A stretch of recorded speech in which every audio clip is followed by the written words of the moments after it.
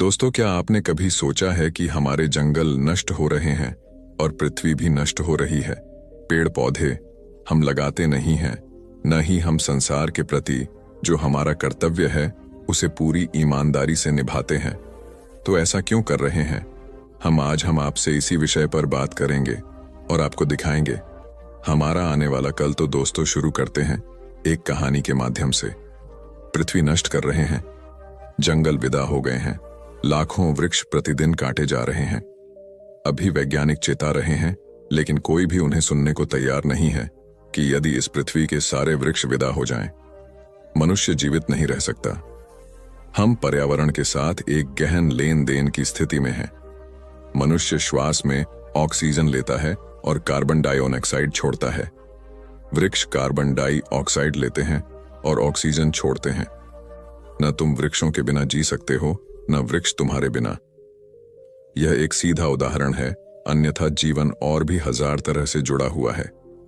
क्योंकि हजारों वृक्ष कट गए हैं, वातावरण में इतनी कार्बन डाइऑक्साइड इकट्ठी हो गई है कि इसने पूरी पृथ्वी का तापमान 4 डिग्री बढ़ा दिया है। तुम्हारे लिए यह ज्यादा महत्वपूर्ण नहीं, 4 डिग्री, लेकिन यह कम महत्वपूर्ण नहीं। इस शताब्दी के अंत तक यह तापमान इतनी बर्फ पिघलने को काफी होगा जिससे महासागरों का तल 4 फीट ऊंचा उठ जाएगा। 1 डिग्री तापमान के बढ़ने का मतलब है कि सागरों का तल 1 फुट ऊंचा उठना। इसलिए जो शहर महासागरों के किनारों पर हैं और सारे बड़े बड़े शहर उन किनारों पर हैं, वे पानी से भर जाएंगे यदि तापमान बढ़ता रहा, जिसकी पूरी संभावना है, क्योंकि अभी तो कोई नहीं सुन रहा है। बिना किसी समझ के वृक्ष काटे जा रहे हैं, व्यर्थ की चीजों के लिए, घटिया अखबारों के लिए। तुम्हें अखबार चाहिए और तुम जीवन को नष्ट कर रहे हो। इस बात की संभावना है कि यदि हिमालय की सारी बर्फ पिघलना शुरू हो जाए, जैसा अतीत में नहीं हुआ है, तो महासागरों का तल 20 फुट ऊंचा उठ जाएगा और लगभग पूरी पृथ्वी को डुबा देगा। तुम्हारे सारे शहर नष्ट हो जाएंगे। मुंबई, कलकत्ता, न्यूयॉर्क, लंदन और सैन फ्रांसिस्को, शायद कुछ आदिम लोग जो पहाड़ पर रहते हैं। सभी समस्याएं सरल हैं। एक तरह से यह संकट स्थिति अच्छी है, क्योंकि वह लोगों को चुनाव करने के लिए बाध्य करेगी। तुम मरना चाहते हो या तुम एक नया जीवन जीना चाहते हो। क्षतिपूर्ति हो सकती है, तो फिर अतीत के प्रति मर जाओ। तुम्हें अतीत विरासत की भांति जो भी मिला है उसे त्याग दो और नई शुरुआत करो। मानो तुम इस धरती पर पहली बार अवतरित हुए हो। प्रकृति के साथ दुश्मन की तरह नहीं, दोस्त की तरह काम करना शुरू करो और पर्यावरण फिर से एक सात्य एकता की भांति काम करने लगेगा। इस धरती को और हरा भरा बनाना कठिन नहीं है। यदि बहुत सारे वृक्षों को काटा गया है, तो और बहुत से वृक्ष लगाए भी जा सकते हैं और वैज्ञानिक सहयोग से भी बड़ी तेजी से बढ़ सकते हैं और उन पर ज्यादा घने पत्ते आ सकते हैं। नदियों में भिन्न भिन्न प्रकार के अवरोध खड़े किए जा सकते हैं, जिससे कि देशों का बाढ़ से नुकसान न हो। वही पानी कई गुना अधिक बिजली पैदा कर सकता है और हजारों गांवों की अंधियारी रातें रोशन कर सकता है। सर्द शीतकाल में ऊष्मा दे सकता है। बात सरल है, सभी समस्याएं सरल हैं, लेकिन इन समस्याओं के मौलिक आधार गड़बड़ हैं। मैं सारी दुनिया को यह बताना चाहता हूं कि अगर तुम एक होने के लिए तैयार नहीं हो, तो इस ग्रह में विलीन होने को तैयार हो जाओ। वैज्ञानिकों ने हिसाब लगाया है कि करीब 50,000 ऐसे ग्रह हैं जहां जीवन का अस्तित्व है। रात में जब तुम तारे देखते हो, वे तारे नहीं हैं, वे सूर्य हैं, लेकिन वे इतने दूर हैं कि चमकते तारे लगते हैं। तुम्हारा सूर्य बहुत औसत दर्जे का है। यह पृथ्वी की तुलना में बहुत बड़ा है, लेकिन दूसरे सौरमंडलों की तुलना में दूसरे सूर्य और अब तक 20 लाख सौरमंडल खोज लिए हैं। हमारा सूर्य बस औसत दर्जे का है। वे हमारे इस सूर्य से लाखों गुना बड़े हैं और उनके अपने ग्रह हैं। लेकिन कोई भी वैज्ञानिक इस बात का पता लगाने में समर्थ नहीं हुआ कि पूरे ब्रह्मांड में कहीं चेतना का अस्तित्व है या नहीं, और निश्चित ही ऐसा कोई निशान नहीं है कि गौतम बुद्ध, लाओ त्से, नागर बोधिधर्म जैसे लोग हैं। ऐसे लोग जिन्होंने अपने सत्य को पा लिया है। बगैर चेतना के यह संभव नहीं है। यह पृथ्वी पूरे ब्रह्मांड में समृद्धतम है और यह ब्रह्मांड अनंत है। इसकी कोई सीमा नहीं है। जीवन सिर्फ यहाँ इतने सुंदरतम ढंग से प्रकट हुआ जहाँ की चेतना है, और चेतना ने ऐसी विधियां विकसित की हैं कि वह शिखर तक पहुंच सके, चेतना के एवरेस्ट पर। चीजें ऐसी जगह आ गई हैं कि पूरी मानवता को जगाया जा सकता है।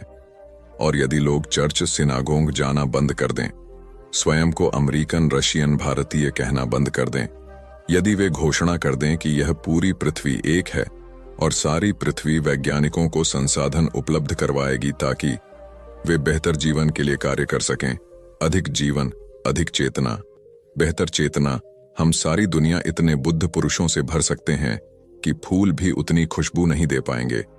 आज हम धरती को नष्ट कर रहे हैं, जो इस विशाल ब्रह्मांड में एकमात्र स्थान है, एक छोटा सा ग्रह जो चेतना के सर्वोच्च शिखर पर आ गया है। यह केवल मानवता के प्रति ही अपराध नहीं है, बल्कि पूरे ब्रह्मांड के प्रति अपराध है। एक व्यक्ति ने एक साधु से पूछा, भगवान, क्या मौत पर विजय पाई जा सकती है?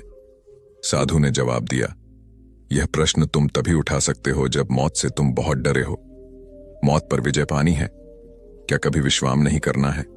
दौड़ते ही रहना है, थमते ही रहना है। मौत दुश्मन नहीं है कि उस पर विजय पाओ। मौत तो महामित्र है। मौत तो तुम्हारे सारे जीवन के उपद्रव, सारे जीवन की आपाधापी के बाद विश्राम का क्षण है। मौत तो तुम्हें नई देह देगी, नया जीवन देगी। अगर कुछ पाठ लिए हों पुराने जीवन से, तो नए जीवन में उनका उपयोग कर लेना। मौत तुम्हें एक अवसर देगी पुरानी आदतें छोड़ने, पुरानी देह के छोड़ने का। मौत तो एक महा अवसर है। मैंने सुना है, जब सिकंदर भारत की यात्रा को आया तो उसने सुन रखी थी एक कहानी ही मानता था, नहीं सोचा था कि सच होगी। सुन रखा था उसने कि कहीं रास्ते में मरुस्थलों में कोई एक ऐसा झरना है जिस झरने का जल पी लेने से आदमी अमर हो जाता है। सिकंदर जब आया तो उसने अपने सिपाहियों को कह रखा था कि पता लगाए रखना, जहां से गुजरो पता लगाए रखना कि वह झरना कहां है। और आखिर वह एक दिन घड़ी आ गई जब उस झरने का पता मिल गया। सिकंदर ने उस झरने पर चारों तरफ पहरा लगवा दिया, अकेला उस झरने के पास गया। एक छोटी सी खोह में, एक छोटी सी गुफा में वह झरना था। भीतर प्रवेश किया। बड़ा स्वच्छ निर्मल जल था, ऐसा जैसा कभी नहीं देखा। स्फटिक मणि जैसी स्वच्छता की बात तो सुनी थी मगर देखी नहीं थी, आज पहली बार देखी। सामने अमृत को देखकर फिर कोई रुके। जल्दी से अंजुली भरकर पीने को ही जा रहा था कि कोई आवाज पूंजी की रुक। चारों तरफ देखा कि कौन है गुफा में। एक कौवा बैठा था। उस कौवे ने कहा, रुक, मेरी सुन ले, मेरी कथा सुन ले, मेरी दुख का कथा सुन ले, फिर पीना। एक क्षण रुक जाएगा तो कुछ हर्ज नहीं होगा। एक तो कौवा और बोले। भरी अंजलि छूट गई। सिकंदर भी एकदम घबरा गया और उसने पूछा कि क्या तुम्हें कहना है? उस कौवे ने कहा, मुझे यह कहना है कि जैसे तू सिकंदर है आदमियों में, ऐसा ही मैं भी सिकंदर हूं कौवों में। मैंने भी कहानी सुनी थी और मैं भी खोज में निकला था, और अंततः मैंने यह झरना पा लिया और मैंने जी भर कर पानी पी लिया। इस बात को हुए सदियां बीत गईं। अब मैं मरना चाहता हूं और मर नहीं पा रहा हूं। सिर पटकता हूं, चोट नहीं लगती। पहाड़ से गिरता हूं, जिंदा का जिंदा। आग में चला जाता हूं, पंख नहीं जलते। जहर पीता हूं, असर नहीं होता। और अब मुझे मरना है। मैं थक गया, बहुत थक गया। अब कब तक जीता रहूं? किस लिए जीता रहूं? अब यह जिंदगी बहुत बोझ मालूम होती है। अगर तुम्हें कुछ पता हो ऐसी किसी जगह का जहां अमृत को काटने वाली दवा, कोई एंटीडोट, तो मुझे बता दो। और मेरी कथा सुनने के बाद भी अगर तुम्हें पीना हो तो पियो, लेकिन सोच लेना फिर मर न सकोगे। और कहते हैं सिकंदर ने 2 क्षण सोचा और फिर भागा। वहां से भागा इसलिए कि कहीं प्रलोभन में पी ही न ले। ऐसा भागा कि उसने लौटकर पीछे नहीं देखा। कभी कोई उससे बात भी छेड़ता था उस झरने की तो वह बात नहीं करता था।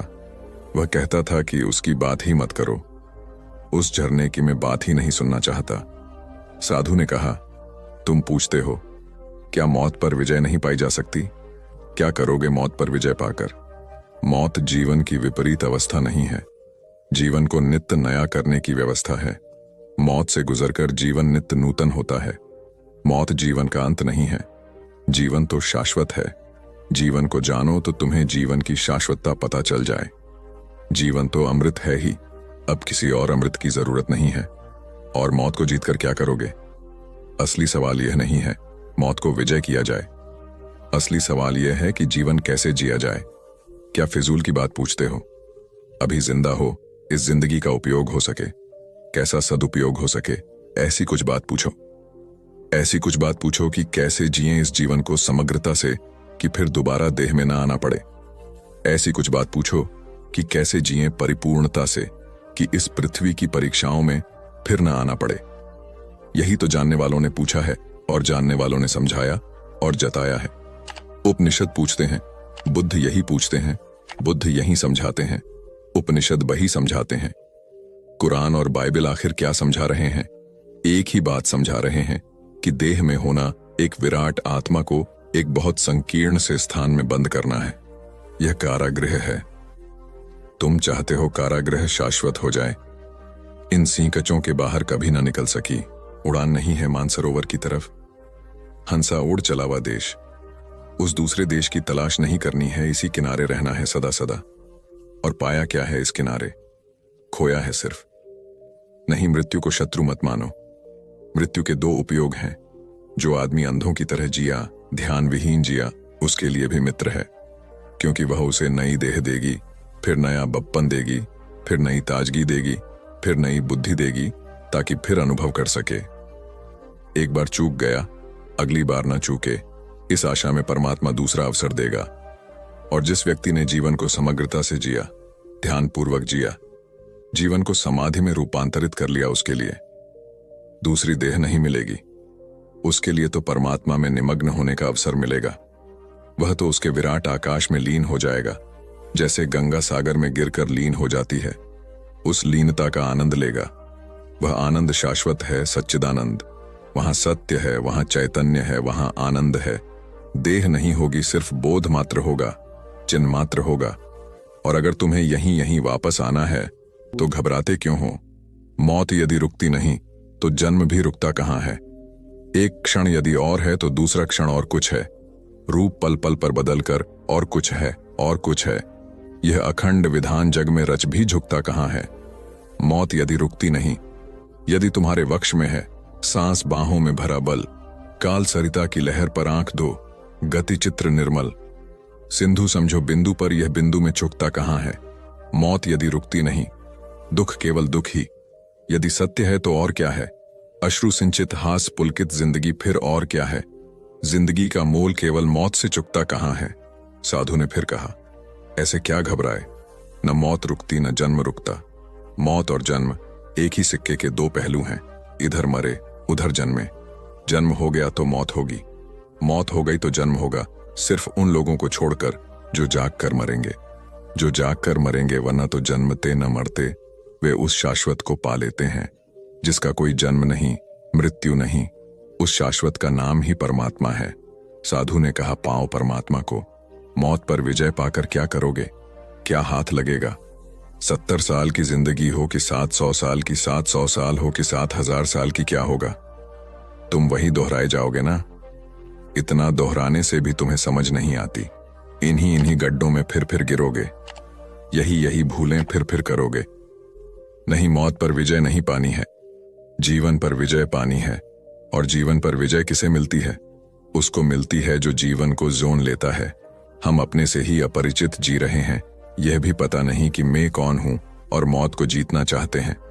डुबकी मारो इसमें कि मैं कौन हूं। पूछो एक प्रश्न की संत में कौन हूं, और इतना उत्तर खोज लो। और उत्तर, ख्याल रखना उधार ना हो, मेरा उत्तर तुम्हारे काम का नहीं, ना बुद्ध का, ना महावीर का, ना कृष्ण का, ना क्राइस्ट का। किसी का उत्तर तुम्हारे काम का नहीं। तुम्हें अपना उत्तर खोजना होगा। अपना सत्य ही मुक्त करता है।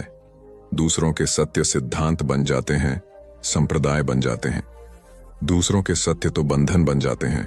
जो शुभ को करने में देर करता है वह चूक जाता है, और जो अशुभ को करने में जल्दी करता है वह भी चूक जाता है। शुभ को करने में जो देर करता है वह चूक जाता है, और अशुभ को करने में जो जल्दी करता है वह चूक जाता है। जीवन का सूत्र यही है कि अशुभ को करते समय रुक जाओ और देर करो, और शुभ को करते समय देर मत करना और रुक मत जाना।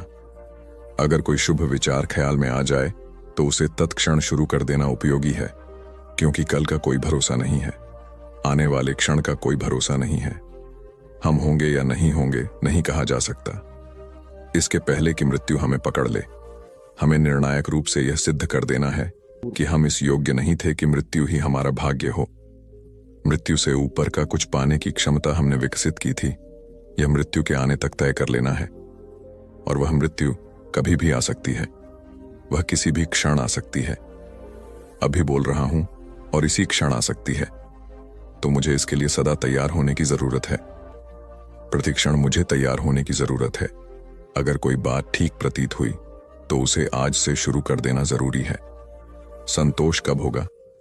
दोस्तों, हमारे जीवन जीने में अगर संतोष ही नहीं है तो क्या फायदा? अगली कहानी संतोष के ऊपर ही है कि संतोष क्यों जरूरी है जीवन में। तो चलिए हम आपको एक और कहानी के माध्यम से समझाते हैं। जागो और ध्यान केवल इतना ही होगा कि थोड़ी देर के लिए बाहर को बंद करेगा ताकि भीतर के स्वर भी सुनाई पड़ने लगे। सुना है तुमने कि कृष्ण की बांसुरी बजती है तो फिर गोपियां अपने घरों में काम नहीं कर पाती, उनके हाथ पैर डगमगा जाते हैं, गगरी छूट जाती है, मधनी भूल जाती है, भागती है मधोश। यह कथा तो केवल प्रतीक है। इंद्रियों प्रतीक हैं गोपियों की। इंद्रियां स्त्रैण हैं, और जिस दिन भीतर की बांसुरी बजने लगती है, सुनाई पड़ने लगती है। बांसुरी तो बज ही रही है, लेकिन जिस दिन तुम थोड़ा या ध्यान उस तरफ लगाते हो और बांसुरी सुनाई पड़ती है, बस इंद्रियां फिर भूल जाती हैं अपनी मथनी, अपना दूध, अपनी गगरी, अपना काम, मदमस्त होकर भागने लगती है। वह अंतिम दशा है जहां भीतर के कृष्ण की बांसुरी बज रही है और सारी इंद्रियां उनके आसपास नाचने लगी, परिधि नाचने लगी केंद्र के पास। इसको हमने रास कहा है। जो कृष्ण नाच रहे हैं और गोपियां चारों तरफ नाच रही हैं। तुम्हारी हालत उल्टी है। गोपियां भाग रही हैं, तुम उनके पीछे भाग रहे हो। और ध्यान रखें, कोई गोपी उससे राजी नहीं होती जो उसके पीछे भागता है। तुम भागे गोपी के पीछे कि गोपी गई किसी और के पीछे कि तुम बेकार हुए। वह तुम्हारा भागना ही बता देता है कि तुम अपने भी मालिक नहीं, दूसरे के मालिक होने का हक कहां से पाओगे। इंद्रियों के पीछे भागता हुआ आदमी, इंद्रियों भी समझ जाती हैं कि कैसे बेकार हो तुम, कुछ भी तुम्हारे पास नहीं, तुम क्षुद्र के लिए भाग रहे हो। सचेत हो, ध्यान तुम्हें सचेत करेगा। ध्यान तुम्हारी यात्रा का आयाम बदलेगा और एक बार तुम्हें भीतर का स्वर सुनाई पड़ने लगे। क्रांति घटित हो गई। इंद्रियां अपनी जगह होंगी और स्वस्थ होंगी। उनका नाच भी चलता रहेगा क्योंकि उनके नाच से कुछ बाधा नहीं है, लेकिन वे परिधि पर होगी, अपने स्थान पर होगी, तुम्हारे साथ चलेंगी, तुम्हारी छाया होंगी। और जिसने भीतर के इस राम को पा लिया, इस भीतर के केंद्र को पा लिया, उसे पाने को फिर कुछ शेष नहीं रह जाता। तभी संतोष फलित होता है, उसके पहले संतोष नहीं होगा। एक मित्र ने पूछा है कि मैंने कल कहा कि अतीत में ऐसे शिक्षक हुए हैं जिन्होंने जीवन को असार बताया। उन मित्र ने कहा है कि जीवन को असार किसी ने भी नहीं बताया, संसार को अंसार बताया है। संसार को भी असार बताया हो तो गलत बताया है। संसार असार नहीं है। संसार को देखने की दृष्टि गलत हो तो संसार असार दिखाई पड़ेगा। संसार को देखने की दृष्टि सम्यक हो तो संसार ही प्रभु के रूप में परिवर्तित हो जाता है। दृष्टि ही गलत हो सकती है और कुछ भी गलत नहीं है। लेकिन आदमी की पुरानी कमजोरी है, और वह यह कि दोष कभी भी अपने ऊपर नहीं लेना चाहता है। दोष सदा किसी और पर डाल देना चाहता है। संसार असार है, यह कहना सुविधापूर्ण मालूम होता है, बजाय इसके कि मेरी दृष्टि अंधी है, मेरी दृष्टि गलत है। संसार को असार कहने से मुझे स्वयं को नहीं बदलना पड़ता, लेकिन मेरे देखने का ढंग गलत है तो मुझे स्वयं को बदलने की जरूरत आ जाती है।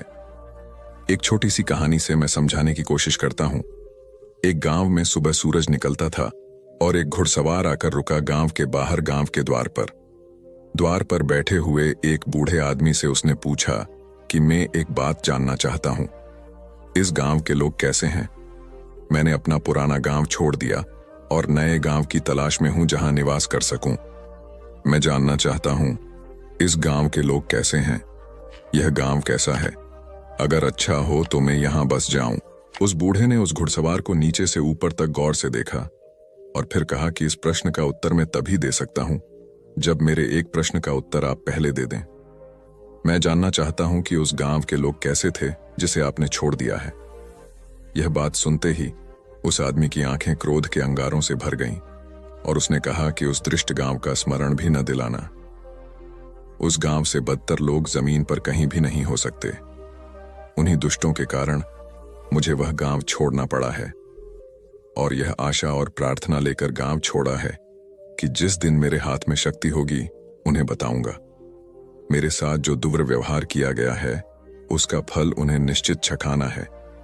उस बूढ़े आदमी ने कहा कि फिर क्षमा करें, मैं आपसे कहता हूं कि मैं 70 वर्षा से इस गांव में रह रहा हूं।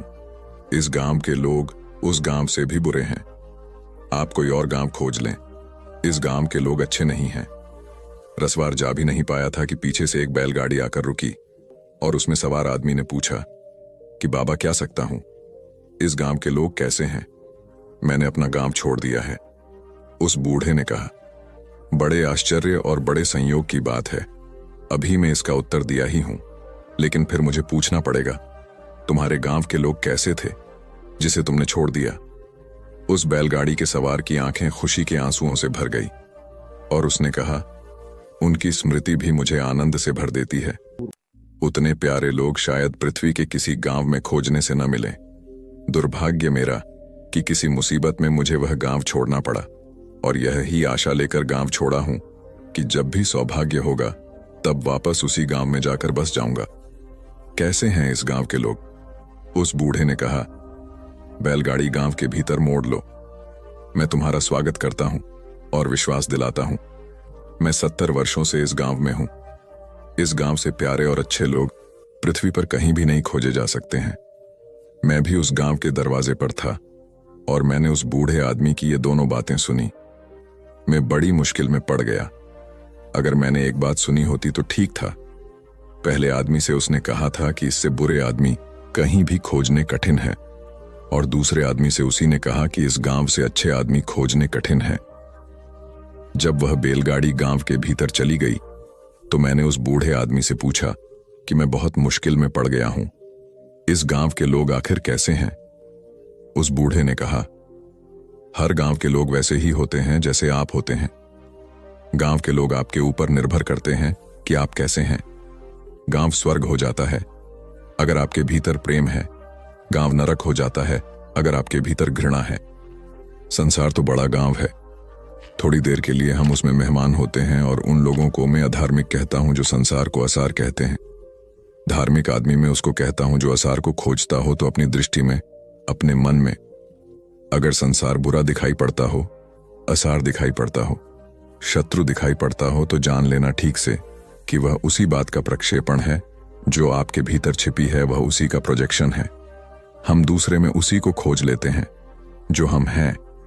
आप होंगे असार तो संसार असार हो जाता है। जिस दिन आप सार को उपलब्ध होंगे उस दिन इस जगत में कुछ भी असार नहीं रह जाता। मूलतः व्यक्ति है महत्वपूर्ण, मूलतः हम भीतर जो हैं वह है महत्वपूर्ण, और सारा जगत भीतर जो है उसी रूप में दिखाई पड़ता है। असार चित्त को गलत देखने की दृष्टि को सारा जगत कांटों से भरा हुआ मालूम पड़ता है। ठीक दृष्टि को, सम्यक दृष्टि को सारा जगत फूल से भरा दिखाई पड़ता है। न जगत फूल है न जगत कांटा है, आप क्या हैं जगत वही हो जाता है। इसलिए मैं न तो जीवन को असार कहने के पक्ष में हूं न संसार को। सारी जिम्मेवारी मेरे ऊपर है, मैं कैसे देखता हूं इस सब पर निर्भर है। और इस बात पर इसीलिए जोर देना चाहता हूं कि संसार को आप नहीं बदल सकते हैं, लेकिन अपने को बदल सकते हैं। संसार में आप भाग भी नहीं सकते हैं। जो संसार से भागने के ख्याल में होते हैं वे गलती में होंगे।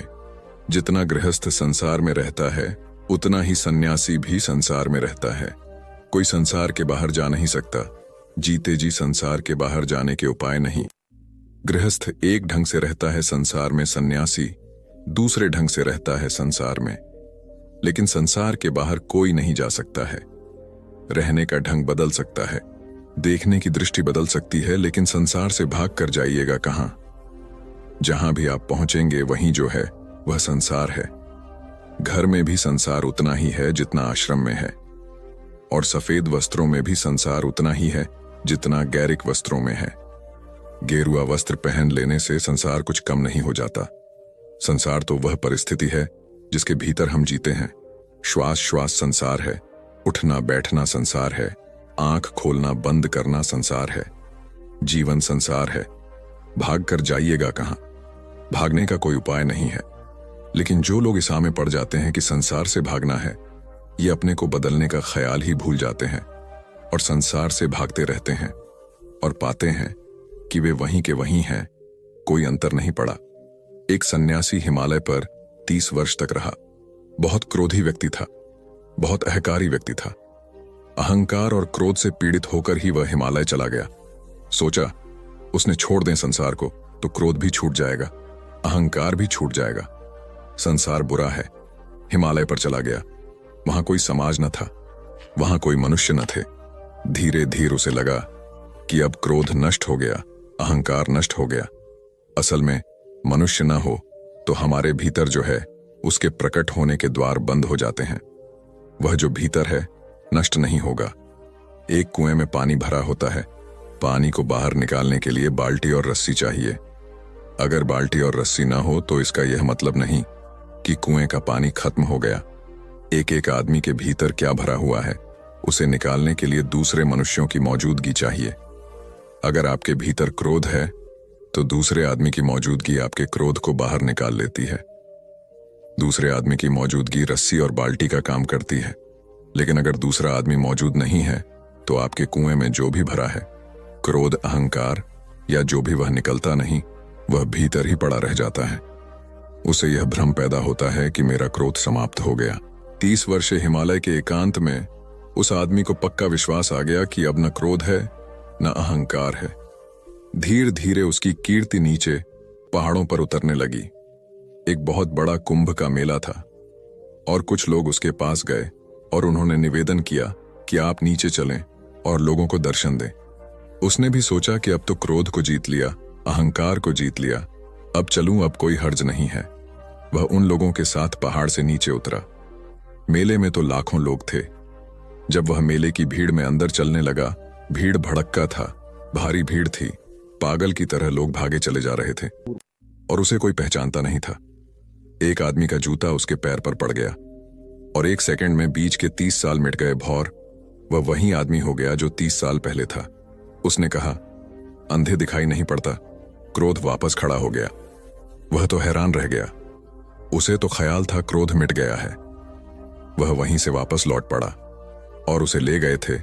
उनसे उसने कहा कि अब मैं हिमालय नहीं जा रहा है, अब मैं वापस संसार जा रहा हूं, क्योंकि हिमालय की शांति भी 30 वर्षों में जिस सत्य का मुझे दर्शन नहीं करा पाई, वह एक आदमी के जरा से संपर्क से मुझे दिखाई पड़ गया। मैं तो सोचता था क्रोध समाप्त हो गया, लेकिन शायद क्रोध के प्रकट होने की परिस्थितियां भर मौजूद नहीं थीं। क्रोध समाप्त नहीं हुआ था। अब मैं वापस जाता हूं लोगों के बीच में, और अगर लोगों के बीच रहकर ही मेरा क्रोध मिटे तो मैं समांगा कि वह मिटा। अन्यथा एकांत धोखा दे देता है। एकांत बहुत डिसेप्टिव है।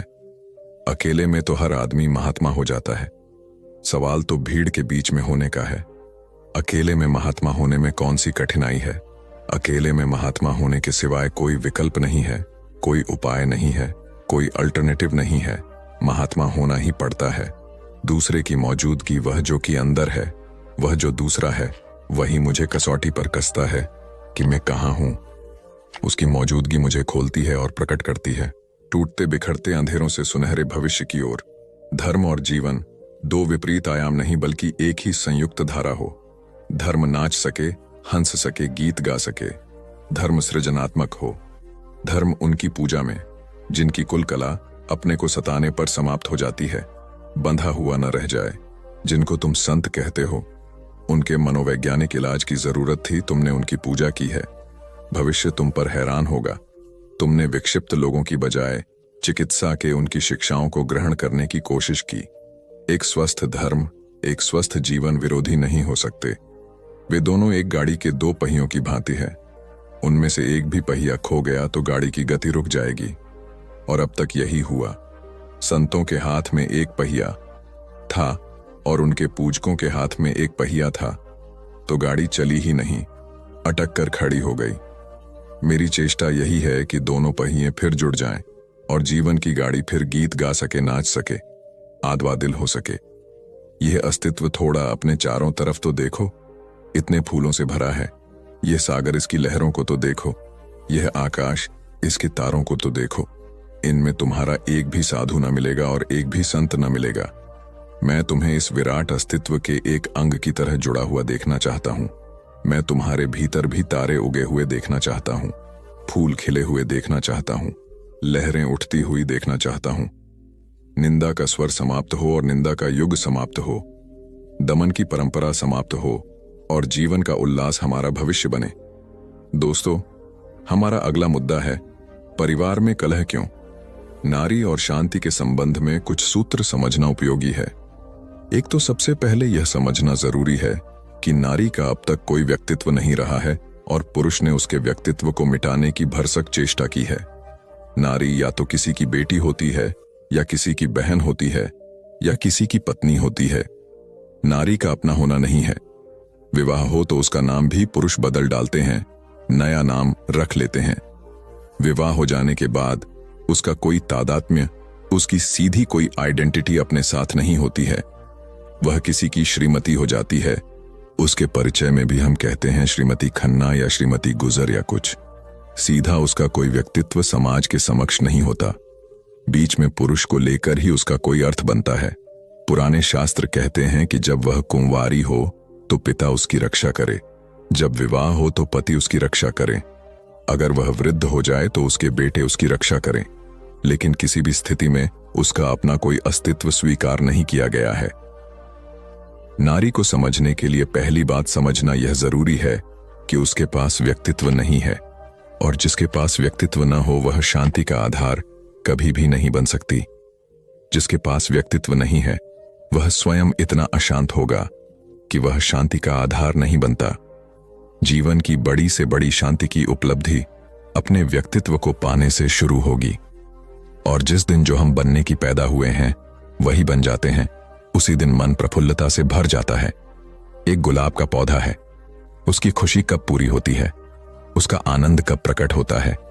जब उसके फूल पूरी तरह हो जाते हैं, जब आकाश की हवाओं को वह अपनी सुगंध को लुटा देता है, और जब सूरज की किरणों में उसके खिले हुए फूल नाच लेते हैं, और जब राह से गुजरने वाले अपरिचित राहगीर उसकी सुगंध की संगीत से भर जाते हैं, तब वह पौधा तृप्त हो जाता है। लेकिन जब तक किसी पौधे में फूल ना आए तब तक उस पौधे में एक बेचैनी, एक अशांति बनी रहती है। नारी फूल को उपलब्ध ही नहीं हो पाती है क्योंकि उनका अस्तित्व ही अस्वीकृत है। उसके व्यक्तित्व को ही जगह नहीं है। अपनी हैसियत जब तक नारी को उपलब्ध नहीं हो तब तक नारी शांत नहीं हो सकती, और नारी की अशांति इतनी महंगी है जिसका हिसाब नहीं। यद्यपि पुरुष ने ही नारी का व्यक्तित्व छीना है और पुरुष ही नारी के अशांत होने से 1000 गुना अशांत हो गया है, लेकिन उसे पता नहीं चलता कि उसने व्यक्तित्व छीना है इसलिए इतनी अशांति है, बल्कि शायद तक यही कहता है। सभी मूढ़ तर्क इसी भांति चलते हैं कि वह सोचता है कि नारी का व्यक्तित्व थोड़ा बहुत जो बचा है वह भी छीन लेना जरूरी है ताकि शांति पूरी हो जाए। शांति होगी व्यक्तित्व के प्रकट होने से, व्यक्तित्व के छीन लेने से नहीं, क्योंकि नारी कभी तृप्ति अनुभव कर ही नहीं पाती। चूंकि व्यक्तित्व छीना गया है इसलिए कभी वह ऑथेंटिक, प्रामाणिक रूप से अपने पैरों पर खड़ी ही नहीं हो पाती, और हमने सारी व्यवस्था ऐसी की है कि वह खड़ी ना हो पाए। हजारों वर्षा तक नारी को शिक्षा नहीं दी, सिर्फ इसलिए कि शिक्षित होने से वह अपने पैरों पर खड़े होने का प्रयास शुरू करेगी। पैर के नीचे से जमीन खींचनी हो तो शिक्षा मत दो। अगर शिक्षा न दी जाए तो पंगु हो जाता है व्यक्ति, और उस समाज में जहां शिक्षित की गति होगी नारी कोई गति ना कर पाएगी। इसलिए नारी को वर्जित रखा, हजारों वर्षा तक शिक्षा नहीं दी। लेकिन अशिक्षित नारी का मतलब अशिक्षित मां, अशिक्षित पत्नी, अशिक्षित बेटी, अशिक्षित बहन, अशिक्षित प्रेमिका। नारी को अशिक्षित रखने का अर्थ क्या होगा कि जीवन के सब तलों पर अशिक्षित नारी खड़ी हो जाएगी, और शिक्षित पुरुष और अशिक्षित नारी के बीच इतना बड़ा फासला हो जाएगा कि उसके बीच तालमेल बिठाना मुश्किल है। इसलिए धीरे धीरे नारी की स्थिति एक दासी की हो गई और पुरुष मालिक बन गया। पति का मतलब ही मालिक होता है, स्वामी का मतलब भी मालिक होता है, और हजारों साल से स्त्री पति को स्वामी कह रही है और अपने पत्रों में आपकी दासी लिखकर दस्तखत कर रही है। पुरुष बहुत प्रसन्न हो रहा है। पुरुष की प्रसन्नता समझी जा सकती है, लेकिन नारी की नासमझी समझनी बहुत मुश्किल है। और दासी और मालिक के बीच कभी भी अच्छे संबंध नहीं हो सकते।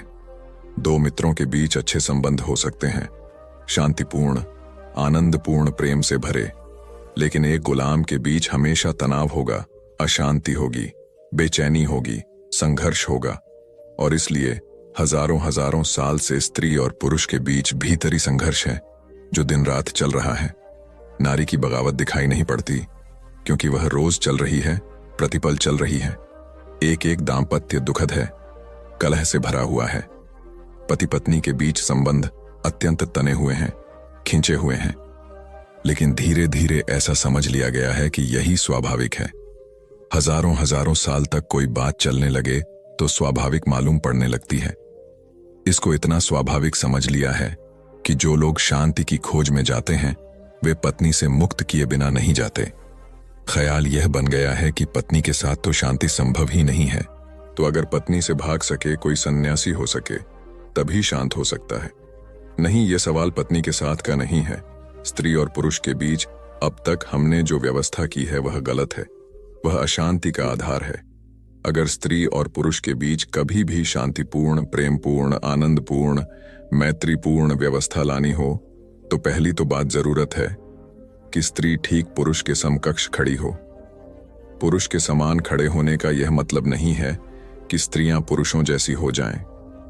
पुरुषों के समान होने का अर्थ है कि पुरुषों ने पुरुष होने में जितना विकास किया है स्त्रियां होने में उतना विकास करें। मेरी अपनी दृष्टि ऐसी है कि स्त्री और पुरुष के व्यक्तित्व में एक बुनियादी भेद है, और है यह शुभ है, परमात्मा की बड़ी कृपा है। वही आकर्षण है स्त्री और पुरुष के लिए। वह जो भेद है वह भेद बहुत गहरा है।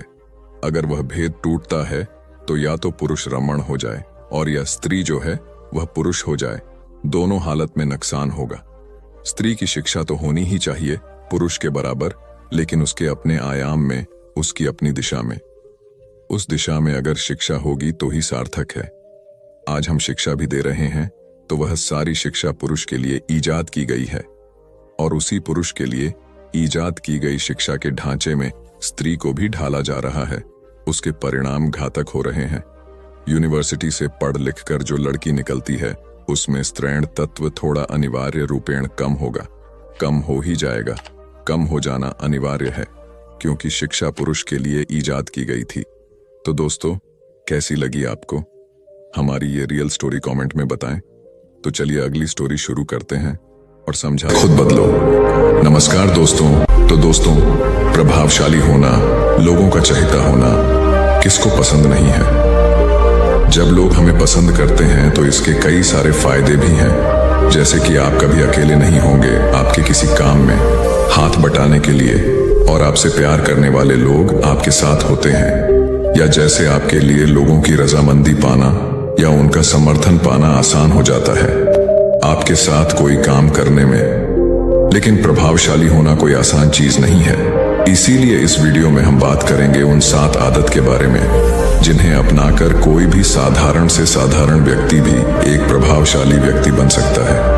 और अगर आप इन आदतों को अपने जीवन में अपनाते हैं तो फिर आपको पता भी नहीं चलेगा और आपके आसपास के लोग आपसे प्रभावित होते रहेंगे। आप जहां भी जाएंगे लोग आपकी तरफ खींचे चले आएंगे। तो चलिए आज की कहानी शुरू करते हैं। दूर किसी गांव में एक हरीश नाम का लड़का रहता था। वह इस बात से परेशान था कि वह प्रभावी इंसान नहीं है। वह बहुत कोशिश करने के बावजूद भी वह अपनी बातों, अपने काम और अपने स्वभाव से लोगों को प्रभावित नहीं कर पा रहा था। उसकी हार्दिक इच्छा थी कि वह एक ऐसा इंसान बने जिसकी सब बात माने, जिसके साथ सब काम करना चाहे और अपना समय बिताना चाहे। लेकिन उसके साथ सब कुछ उल्टा हो रहा था। ना तो कोई उसके साथ समय बिताना पसंद करता था और ना ही कोई उसकी बातों को गंभीरता से लेता था। कुल मिलाकर लोगों के बीच वह तो वह था, लेकिन हमेशा खुद को अकेला ही महसूस करता। उसके उपस्थित होने या ना होने से किसी को कुछ खास फर्क नहीं पड़ता था। इन सब घटनाओं की वजह से उसका आत्मविश्वास भी दिन प्रतिदिन कम होता जा रहा था। अपनी ऐसी हालत को देखकर वह बहुत ही उदास और परेशान रहने लगा। जिस शहर में हरीश रहता था, उसी नगर के बाहर एक बौद्ध भिक्षु भी रहते थे। वह बौद्ध भिक्षु अपने अति प्रभावशाली व्यक्तित्व के लिए प्रसिद्ध थे। जो भी उनसे मिलता, वह उनसे प्रभावित हो जाता था। बिना उनसे मिले नहीं रह पाते।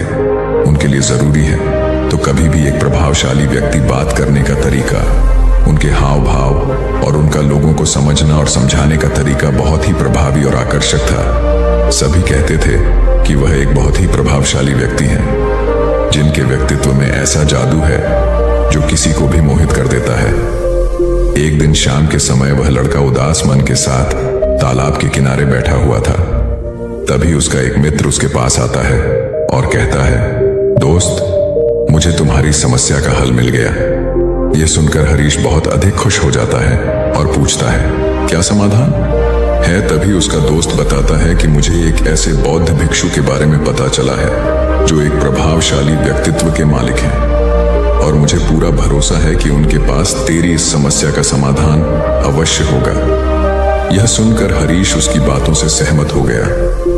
हरीश तुरंत ही उन बौद्ध भिक्षुक से मिलने के लिए निकल पड़ता है और उन्हें सारी समस्या बताता है कि कैसे वह एक प्रभावशाली इंसान बनना चाहता है, लेकिन बहुत कोशिश करने के बाद भी वह ऐसा इंसान नहीं बन पा रहा है। बौद्ध भिक्षु ने हरीश की बात पूरे ध्यान से सुनी और फिर कहा, तो तुम चाहते क्या हो?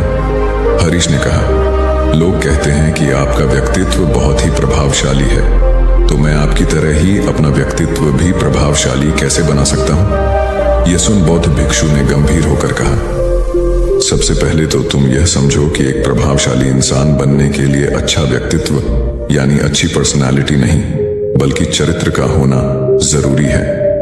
क्योंकि अगर सिर्फ किसी इंसान का व्यक्तित्व अच्छा है तो वह कुछ समय के लिए तो लोगों को प्रभावित कर सकता है, लेकिन बहुत ही जल्दी लोग यह समझ जाएंगे कि उसके काम के पीछे कोई ना कोई मतलब है, कोई उद्देश्य है। लेकिन अगर तुम्हारा चरित्र अच्छा है तो सभी लोग तुम्हारे साथ रहना पसंद करेंगे और तुम अपने आसपास के लोगों को प्रभावित करते रहोगे और तुम्हें इस बात का पता भी नहीं चलता। लेकिन याद रखना, इसके लिए तुम्हें अंदर से बदलना पड़ेगा।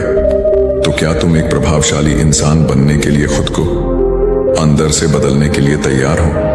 लड़के ने कहा, जी महाराज जी, मैं पूरी कोशिश करूंगा। बौद्ध भिक्षु ने कहा, एक प्रभावशाली इंसान के अंदर ये 7 आदतें होती हैं जो तुम्हें अपनानी पड़ेगी। बौद्ध भिक्षु ने कहना शुरू किया, पहली आदत, सक्रिय यानी प्रोएक्टिव बनो। हमारे आसपास जो कुछ भी होता है हम इसे बदल नहीं सकते, लेकिन इस पर क्या प्रतिक्रिया देना है यह पूरी तरह से हमारे हाथ में है। एक प्रोएक्टिव व्यक्ति बनने का मतलब है कि हमारे आसपास के लोग चाहे जो कुछ भी कहे, लेकिन हमें उससे विचलित नहीं होना है। जब लोग हमारे बारे में कुछ बुरा बोलते हैं तो कमी हमारे अंदर नहीं बल्कि उनके अंदर होती है। वह जो भी नकारात्मक बातें हमारे बारे में बोल रहे होते हैं, उससे हमें उनके नकारात्मक नजरिए का पता चलता है, जिस नजरिए से वह दुनिया को देख रहे होते हैं। प्रोएक्टिव व्यक्ति होने का मतलब यह भी है कि हम किसी बुरी परिस्थिति से प्रभावित ना हो, फिर चाहे मौसम खराब हो या घर में अचानक कहीं कोई मुसीबत आ जाए। एक प्रोएक्टिव व्यक्ति को कोई फर्क नहीं पड़ता, उसकी जिंदगी में बुरा वक्त आए या गरीबी, वह हर हाल में खुश रहता है।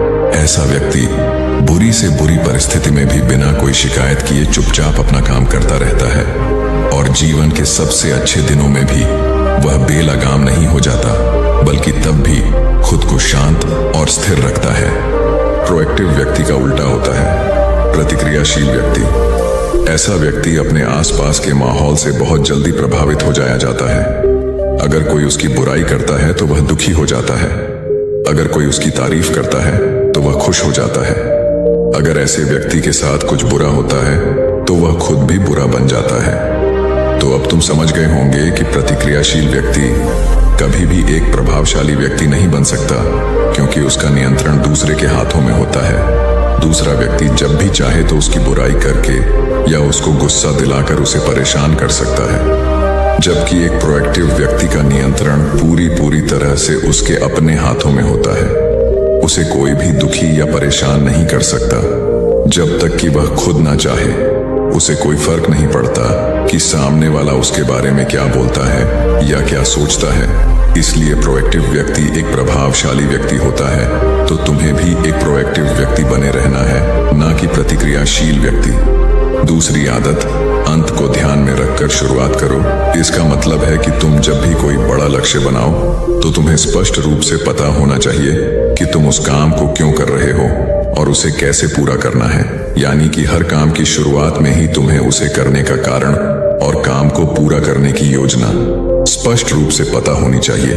और एक बार जब तुमने अपने काम का क्यों और कैसे पता कर लिया, तो फिर तुम्हारे रोज के छोटे छोटे काम और उसके परिणाम तुम्हारे लक्ष्य की तरफ होनी चाहिए, तुम्हारी योजना से मेल खाने चाहिए।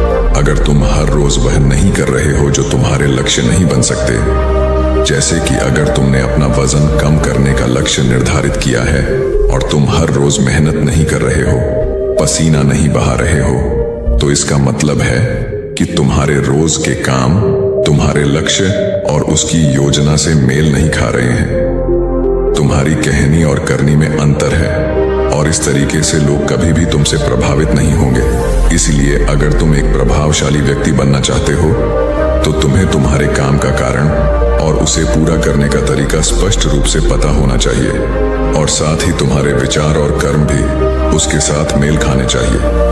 बौद्ध भिक्षु ने आगे कहा, तीसरी आदत, जरूरी चीजें सबसे पहले करो। एक दिन में हमारे सामने बहुत से काम होते हैं, लेकिन हम हर काम तो नहीं कर सकते। इसलिए हमें अपने सबसे महत्वपूर्ण कामों को सबसे पहले करना चाहिए। लेकिन महत्वपूर्ण काम क्या है? देखो बेटा, महत्वपूर्ण काम वह है जिन्हें हम व्यक्तिगत रूप से सबसे मूल्यवान मानते हैं। सबसे महत्वपूर्ण कामों को सबसे पहले करने का मतलब है कि हम अपना समय और ऊर्जा अपने लक्ष्य और अपने जीवन के लिए सबसे महत्वपूर्ण कामों पर लगा रहे हैं। अब अगर तुम्हारे महत्वपूर्ण काम भी तुमसे पूरे नहीं हो पा रहे हैं, तो इसका कारण तुम्हारा अनुशासनहीन होना नहीं, बल्कि यह है कि अब तक तुमने सबसे महत्वपूर्ण कामों को अपने दिल और दिमाग में बिठाया ही नहीं और कभी यह सोचा ही नहीं कि यह काम तुम्हारे लिए सबसे महत्वपूर्ण क्यों है। असल समस्या काम का ज्यादा होना नहीं, बल्कि फालतू कामों को ना नहीं बोल पाने की है। जैसे कि तुम कोई बहुत जरूरी काम कर रहे थे, लेकिन तभी तुम्हारा एक मित्र आता है और कहता है, चल थोड़ी देर घूम के आते हैं और बातें भी कर लेंगे।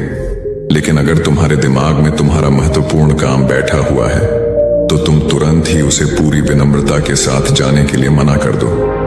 और तुम्हें यही करना है। दिन भर के सारे गैर जरूरी कामों को तब तक ना करो जब तक कि तुम्हारे सबसे महत्वपूर्ण काम पूरे ना हो जाए। तो अब तुम समझ गए होगे कि प्रभावशाली लोग सबसे महत्वपूर्ण कामों को सबसे पहले खत्म करते हैं। बौद्ध भिक्षु ने आगे कहा, चौथी आदत, किसी भी काम में खुद के फायदे के साथ साथ दूसरों के फायदे के बारे में भी सोचो। ज्यादातर लोग अपना जीवन दूसरों से तुलना और प्रतिस्पर्धा करते हुए जीते हैं। वे अपनी सफलता दूसरों की असफलता में देखते हैं। यानी अगर मैं जीता तो तुम हारे और मैं हारा तो तुम जीते। इस तरह से जीवन हार जीत का खेल बनकर रह जाता है। लेकिन जो प्रभावशाली लोग होते हैं वे प्रतिस्पर्धा में नहीं बल्कि आपसी सहयोग में विश्वास रखते हैं। उनका मानना होता है कि इस दुनिया में सभी के लिए सब कुछ पर्याप्त मात्रा में है और सबको उसका हिस्सा मिलना चाहिए। न केवल चीजों के लिए बल्कि आपसी रिश्तों में भी यह नियम लागू करते हैं। जैसे कि जब भी उनका किसी के साथ कोई मतभेद होता है तो वे बात को मन में रखने की बजाय उस इंसान के साथ खुलकर उस बारे में बात करते हैं और कोई बीच का ऐसा रास्ता निकालते हैं जो दोनों के लिए फायदेमंद हो, जिसमें दोनों की जीत हो, न कि सामने वाला ठगा हुआ महसूस करें। और ऐसा करके वह आपसी मनमुटाव को खत्म करते हैं, साथ ही रिश्तों को पहले से भी ज्यादा मजबूत बना लेते हैं। तो अब तुम समझ गए होगी कि प्रभावशाली बनने के लिए तुम्हें खुद के अलावा सामने वाले के फायदे के बारे में भी सोचना होता है। पांचवी आदत, पहले खुद दूसरों को समझने का प्रयास करो, फिर उनसे उम्मीद करो कि वह तुम्हारी बात को समझेंगे। किसी के साथ भी बातचीत करने का सबसे अच्छा तरीका यह है कि सबसे पहले हम यह समझने की कोशिश करें कि आखिर सामने वाला कहना क्या चाहता है। बल्कि मैं तो कहूंगा कि किसी भी इंसान की बात को सुनने और समझने का सबसे अच्छा तरीका है कि हम खुद को उसकी जगह पर रखकर सोचें। तब जाकर हम सही तरीके से समझ पाएंगे कि आखिरकार सामने वाला हमसे कहना क्या चाहता है। जब हम किसी की बात को ध्यान से सुनते ही नहीं, तब हम उसकी भावनाओं को समझे बिना ही उसे सलाह देने लग जाते हैं। लेकिन जब हम उसे समझने की कोशिश करते हैं, तभी हम जान पाते हैं कि असल में वह इंसान कैसा महसूस कर रहा है। और जब हम इस तरीके से किसी की बात सुनते हैं, तब जाकर हम उस इंसान को कुछ अच्छी सलाह दे पाएंगे या सच में उसकी कुछ मदद कर पाएंगे। ज्यादातर लोग बातचीत के दौरान सिर्फ यही कहते रहते हैं कि अगर तुम्हारी जगह मैं होता तो ऐसा करता, या फिर एक बार मेरी बात मानकर तो देखो। लेकिन वह कभी भी यह समझने का प्रयास नहीं करते कि सामने वाला व्यक्ति क्या कर रहा है, और इसका परिणाम यह होता है कि सामने वाला उन पर कभी भरोसा नहीं करता और फिर ना ही कभी अपनी समस्याएं उनके पास लेकर आता है। इसलिए अगर तुम सच में किसी की मदद करना चाहते हो, तो सबसे पहले उन्हें समझने का प्रयास करो। ऐसा करके तुम उनका विश्वास जीत पाओगे और उन्हें इस बात का भरोसा हो जाएगा कि तुम्हारे काम के पीछे किसी भी प्रकार का कोई लाभ या उद्देश्य नहीं है। तुम तो बस उनकी मदद करना चाहते हो, और फिर इस तरीके से वह भी तुम्हें समझना शुरू कर देंगे। और यही है प्रभावशाली इंसान बनने का 5वां नियम। बौद्ध भिक्षु ने आगे कहा, 6ठा नियम, प्रभावशाली लोग आपसी तालमेल और सहयोग के साथ काम करते हैं। वह लोग जो दूसरों को प्रभावित करते हैं, इस बात को अच्छे से समझते हैं कि 2 दिमाग हमेशा ही एक दिमाग से बेहतर होते हैं। इसलिए वह एक दूसरे का सहयोग करके किसी भी समस्या का समाधान निकालने की कोशिश करते हैं। लेकिन इंसानी स्वभाव के कारण आपसे तालमेल बैठाना इतना आसान नहीं होता, क्योंकि सबके अनुभव और दुनिया को देखने का दृष्टिकोण अलग अलग होता है, और प्रभावशाली लोग इस बात को भी समझते हैं। इसीलिए वह एक दूसरे के विचार और दृष्टिकोण को समझने और स्वीकारने का प्रयास करते हैं, और आपसी मतभेद को भुलाकर साथ काम करते हैं, क्योंकि वह समझते हैं कि हर इंसान का अपना अनुभव, सोच और विशेषताएं होती हैं। जब अलग अलग खूबियों, अनुभवों और सोच वाले इंसान एक साथ मिलकर काम करते हैं, तो उस काम का परिणाम एक इंसान की तुलना में कहीं ज्यादा अच्छा और नया होता है। इसलिए प्रभावशाली लोग अलग अलग सोच रखने वाले लोगों के साथ मिलजुल कर काम करना पसंद करते हैं, ताकि वे नई चीजें सीख सकें और कुछ नया और सबसे अलग अनुभव पा सके। बौद्ध भिक्षु ने आगे कहा कि प्रभावशाली लोग अंतिम मदद के लिए खुद को शारीरिक, मानसिक, भावनात्मक और आध्यात्मिक रूप से तरोताजा रखने के लिए रोज कुछ न कुछ करते हैं। प्रभावशाली लोग इस बात को अच्छे से समझते हैं कि अगर उनके जीवन में कोई सबसे महत्वपूर्ण चीज है, तो वह है उनका शरीर और उनका दिमाग, और वह इसे मजबूत और ताजगी से रखने के लिए रोज कुछ नया सीखते और करते हैं। अपने शरीर को मजबूत और स्वस्थ रखने के लिए वे हर रोज कोई न कोई शारीरिक गतिविधि करते हैं, जैसे कि कसरत या योग अभ्यास करके। अपने दिमाग को नई जानकारी से भरने के लिए वे रोज कुछ नया सीखते हैं या पढ़ते रहते हैं। इसके लिए वे किताबें पढ़ते हैं, नए लोगों से बात करते हैं या फिर नई जगहों पर घूमने जाते हैं। बहुत सारे लोग प्रभावशाली इसलिए होते हैं क्योंकि वे जीवन भर कुछ न कुछ सीखते रहते हैं, खुद को नई जानकारी देते रहते हैं, और भावनात्मक रूप से खुद को ताजगी से रखने के लिए ये लोग ध्यान या एकांत का सहारा लेते हैं। कई बार खुद के अंदर नयापन लाने के लिए ये लोग खुद को कुछ दिनों के लिए बाहरी दुनिया से काट लेते हैं। इसके अलावा यह लोग आध्यात्मिक रूप से भी सक्रिय होते हैं। इसके लिए यह लोग जो भगवान में आस्था रखते हैं, उनकी पूजा पाठ और आराधना इत्यादि करते हैं। साधारण शब्दों में कहें तो प्रभावशाली लोग लगातार खुद में सुधार लाते रहते हैं और अपने शरीर, मन और आत्मा को तरोताजा रखते हैं। और अगर गौर से देखा जाए तो ये सारी आदतों में से यह 7वीं आदत सबसे ज्यादा जरूरी और प्रभावी है, क्योंकि इसके बिना बाकी की 6 आदतें उतनी प्रभावी नहीं रह जाएंगी जितनी उन्हें होनी चाहिए। और कोई भी इंसान कितना भी प्रभावशाली क्यों ना हो, लेकिन अगर वह खुद को शारीरिक, मानसिक, भावनात्मक और आध्यात्मिक रूप से तरोताजा नहीं रखता, तो धीरे धीरे उसका प्रभाव कम होना शुरू हो जाएगा।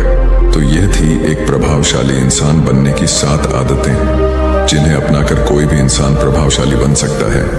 बौद्ध भिक्षु की यह सारी बातें सुनने के बाद अब उस लड़के को भी यह भरोसा हो गया था कि इन 7 आदतों को अपनाने के बाद वह भी एक प्रभावशाली इंसान बन सकता है। इसके लिए उसने उन बौद्ध भिक्षु को धन्यवाद किया और खुशी खुशी अपने मित्र के साथ वहां से चला गया। तो दोस्तों, उम्मीद है इस वीडियो से आपको काफी कुछ सीखने को मिला होगा, और अगर कुछ सीखने को मिला हो तो हमारे इस वीडियो को लाइक, शेयर और साथ ही कमेंट में नमो बुद्धाय जरूर लिखिएगा। धन्यवाद। दोस्तों, एक बार एक गुरु और एक शिष्य एक सुनसान जंगल से गुजर रहे थे। तभी शिष्य अपने गुरु से एक सवाल करता है कि गुरुजी, ऐसा क्यों होता है कि कुछ लोगों के पास कुछ भी नहीं होता लेकिन फिर भी वह सुखी रहते हैं और आनंद में रहते हैं, और कुछ लोगों के पास सब कुछ होते हुए भी उदासी उनके चेहरे पर साफ दिखाई देती है। गुरु ने एक मुरझाए हुए फूल की तरफ इशारा करते हुए अपने शिष्य से कहा कि यह सोचने और समझने की बात है।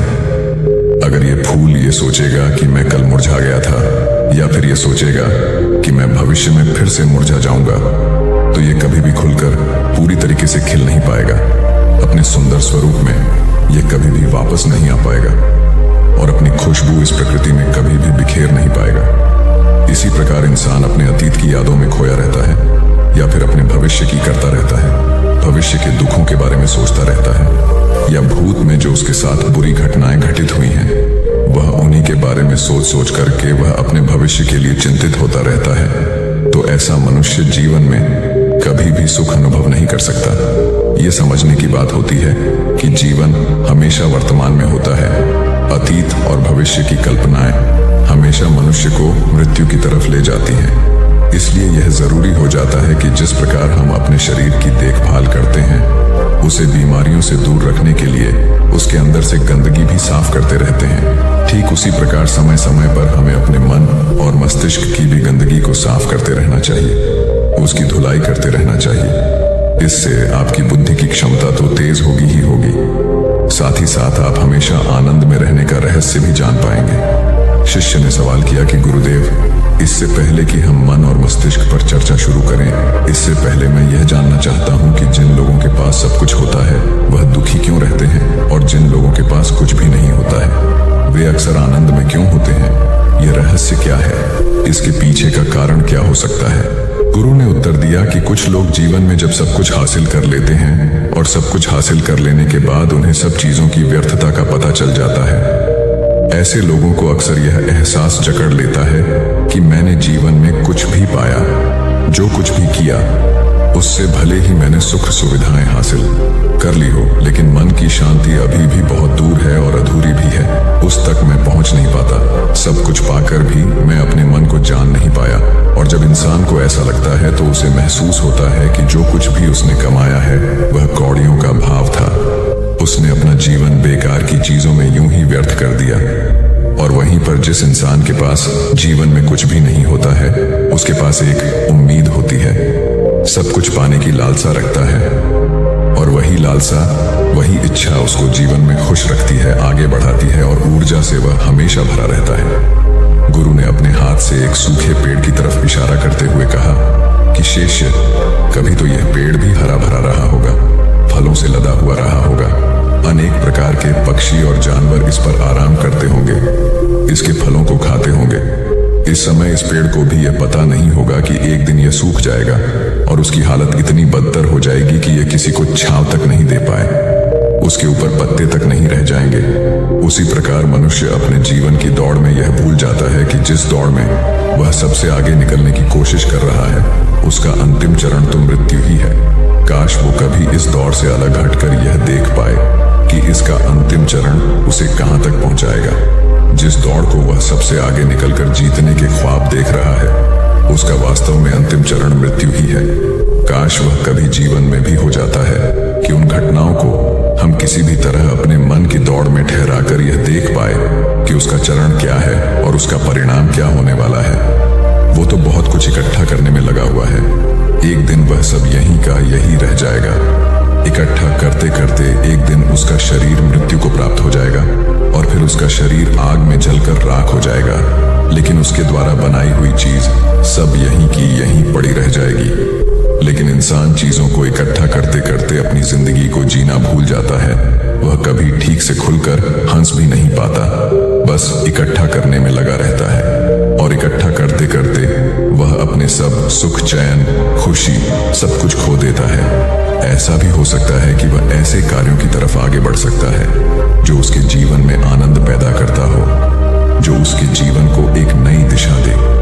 गुरु ने कहा कि एक योगी ही होता है जो जीवन की दौड़ में ठहर जाता है, जो यह समझ लेता है कि जीवन का अंतिम चरण तो मृत्यु ही है। इसीलिए वह जीवन में सुख सुविधाएं हासिल करने की बजाय खुद के मन और मस्तिष्क को एक नए आनंद की तरफ ले जाने का प्रयास शुरू कर देता है। शिष्य ने सवाल किया कि गुरुदेव, क्या एक गृहस्थ जीवन में जीने वाला मनुष्य उस आनंद की प्राप्ति नहीं कर सकता? और अगर कर सकता है तो किस प्रकार शुरुआत उसे करनी चाहिए? गुरु ने कहा कि बिल्कुल कर सकता है। गुरु ने उत्तेजित होकर उत्तर दिया कि अगर सभी मनुष्य उस आनंद की प्राप्ति के लिए योगी बनने का निश्चय कर लें तो इससे तो प्रकृति का चलन ही रुक जाएगा। उसकी जो व्यवस्था है वह बिगड़ने लगेगी। एक सच्चा योगी अपने जीवन में खोज करता है और खोज करने के बाद वह गृहस्थ जीवन में किस प्रकार आनंद को प्राप्त किया जा सकता है वह तरीके सभी को बताता है, ताकि मनुष्य अपने गृहस्थ जीवन का पालन करते हुए उस आनंद की प्राप्ति भी कर सके। गुरु ने उस युवक को संबोधित करते हुए उत्तर दिया कि मैंने अपने जीवन में जो खोज की है उसके अनुसार मनुष्य को समय समय पर अपने मन और मस्तिष्क की सफाई करते रहना चाहिए। मनुष्य अपने शरीर पर तो ध्यान दे देता है, लेकिन अपने मन और मस्तिष्क को वह भूल जाता है। उस पर कभी वह ध्यान ही नहीं देता और उसी वजह से मन और मस्तिष्क उसके बूढ़े होते चले जाते हैं। उसमें जवानी रह ही नहीं जाती, और जब उनमें जवानी नहीं रह जाती तो वे नयापन और ताजगी नहीं रह जाती, जिसकी वजह से एक इंसान उदासी से भर जाता है। मन और मस्तिष्क की गंदगी क्या होती है? पहले मैं तुम्हें यह बताता हूँ। हर मनुष्य के जीवन में कुछ ऐसी घटनाएं घटती हैं जिनका उसके मन और मस्तिष्क पर बहुत ही गहरा असर डालती है। वह जीवन पर्यंत उन घटनाओं को भुला भी नहीं पाता और वही घटनाएं उसके मन में पूरी तरह से पक्की बैठ जाती हैं, जो उसके मन में गांठ बना लेती हैं। और भविष्य में जब भी वह कोई काम करता है तो यह घटनाएं उसको प्रभावित करती हैं।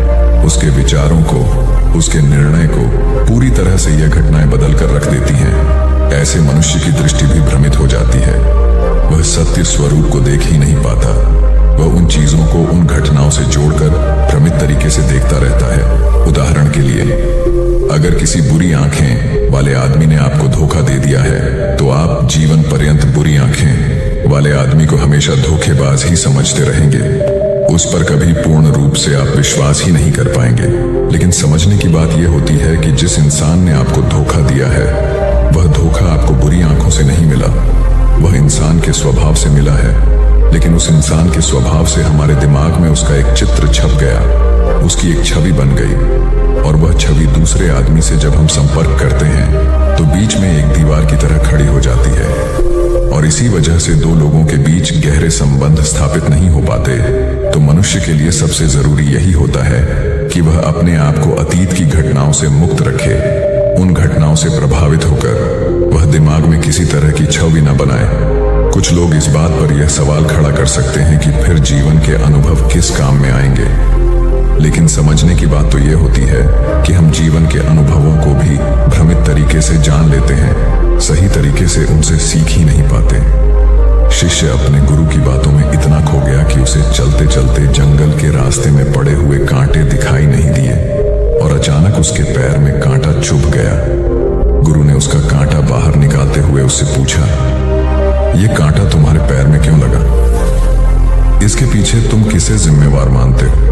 गुरु ने कहा कि तुम मुझे भी जिम्मेवार मान सकते हो, क्योंकि मैं तुम्हें ये बातें सुना रहा था। या तुम खुद को भी जिम्मेदार मान सकते हो कि तुम मेरी बातों में इतना खो गए कि तुम्हारा रास्ते पर से ध्यान ही नहीं रहा। या तुम इन पेड़ों को भी जिम्मेवार मान सकते हो जिन्होंने यह कांटे इस रास्ते पर बिछा दिए। तभी शिष्य ने उत्तर दिया कि गुरुदेव, इसमें मैं खुद को ही जिम्मेदार मानता हूँ, क्योंकि आप तो अपना काम कर रहे थे और इस पेड़ ने भी अपना काम किया, पर मैं अपना काम होशपूर्वक नहीं कर पाया। अगर मैं चलते समय ध्यान लगाए रहता, अगर मैं आपकी बातों में पूरी तरह से नहीं खो जाता, तो मुझे ये कांटा कभी नहीं लगता। इसमें पूरी तरह से ही मेरी गलती है। गुरु ने शाबाशी से अपने शिष्य की पीठ को थपथपाया और आगे कहा कि जो घटनाएं हमारे मन को प्रभावित करती हैं, जरूर उसे बाहर निकाल दें। और उसके लिए सबसे सरल तरीका है कि अपनी भावनाओं को व्यक्त करना सीखो। उसे अपने दिल में, अपने मस्तिष्क में बैठाकर मत रखो। जब तुम किसी दूसरे मनुष्य के सामने अपनी भावनाओं को व्यक्त कर देते हो तो तुम्हारे मन का बोझ हल्का हो जाता है। कुछ लोगों का स्वभाव ऐसा होता है कि वह अपने मन की बात किसी को नहीं बताते। ऐसे लोग अक्सर अंदर ही अंदर दुखी होते रहते हैं, लेकिन वह अपने मन की बात किसी दूसरे आदमी को कभी नहीं बताते। उसके कुछ उल्टे ऐसे लोग भी होते हैं जो अपने मन में किसी भी बात को रख नहीं पाते। उनके साथ कुछ भी अच्छा या बुरा होता है, वह अपने मन की बात, अपने भावनाओं की बात दूसरों के सामने व्यक्त कर देते हैं। और तुमने खुद महसूस किया होगा कि जो लोग अपने मन की भावनाओं को व्यक्त कर देते हैं वह जीवन में ज्यादा आनंदित रहते हैं। कभी भी प्राकृतिक रूप से आए हुए भावनाओं को नहीं रोकना चाहिए। यह हमें किसी भी भावना को दबाना नहीं चाहिए। अगर हम किसी भी भावना को रोकने की कोशिश करते हैं तो वे हमें अंदर ही अंदर खाने लग जाती हैं। गुरु ने आगे कहा कि शिष्य, अगर तुम्हारा मन किसी बुरी घटना पर रोने को हो रहा है तो चीख चीख कर रो लो, अपने आप को रोको मत।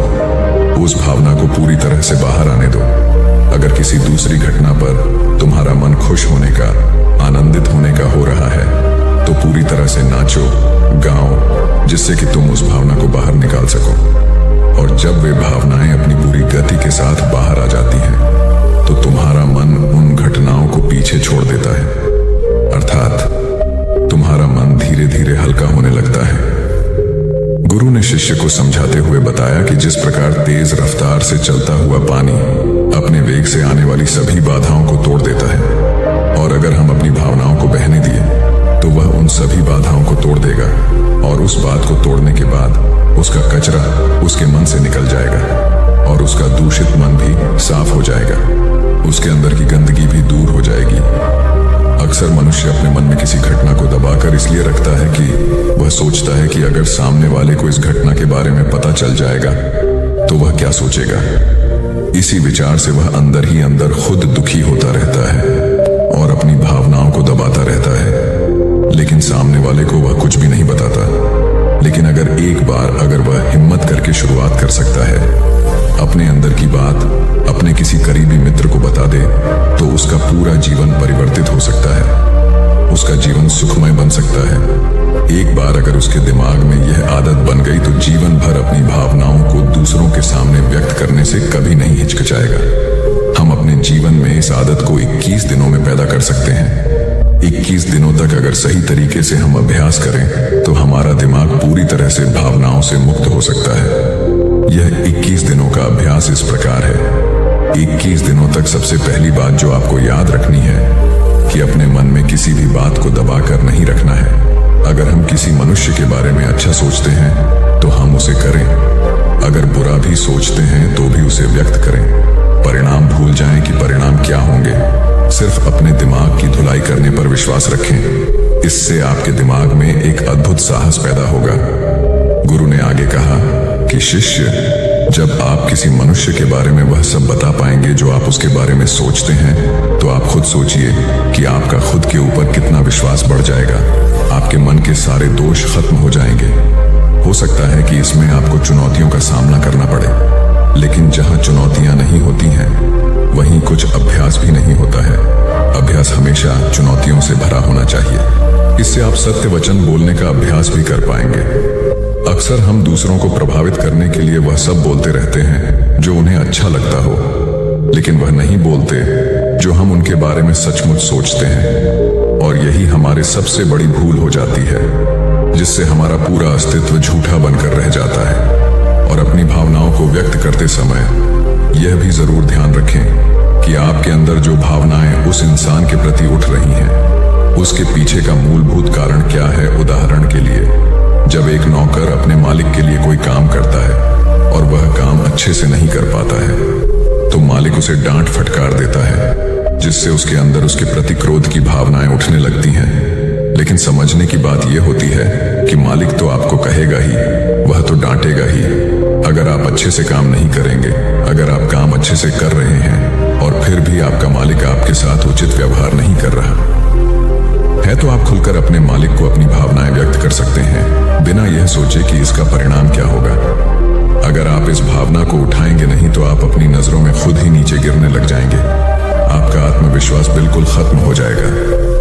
दूसरा अभ्यास, जो तुम्हें 21 दिनों तक करना है वह यह है कि जो भी घटनाएं तुम्हारे साथ घटित होती हैं, कम से कम आपके जीवन में एक ऐसा इंसान होना चाहिए जिसके सामने तुम अपने दिल की बात रख सकते हो। चाहे अच्छी बात हो चाहे बुरी बात हो, वह सब बातें तुम बिना कुछ सोचे विचारे, बिना कुछ डर से कि वो इंसान तुम्हारे बारे में क्या सोचेगा, तुम उस इंसान को अपनी सारी बातें बता सको और वह इंसान तुम्हारी सारी बातें सुनने के बाद तुम्हारे लिए कोई छवि पैदा ना करें। ऐसे इंसान अपने जीवन में खोजो और उनके सामने अपनी सारी भावनाएं व्यक्त करने की कोशिश करो। दिन में जो कुछ भी घटित होता है, अच्छा लगता है या बुरा होता है, किसी के प्रति आकर्षण होता है, उसको एक दोस्त की तरह बताने का प्रयास करें। इससे यह पता चल जाएगा कि तुम्हारा मन घटनाओं के प्रति किस प्रकार की भावनाएं पैदा करता है।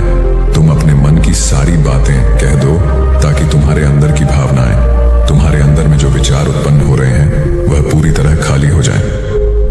तीसरा, अभ्यास। जो तुम्हारे मन को खाली रखेगा वह है योग्य निद्रा का अभ्यास।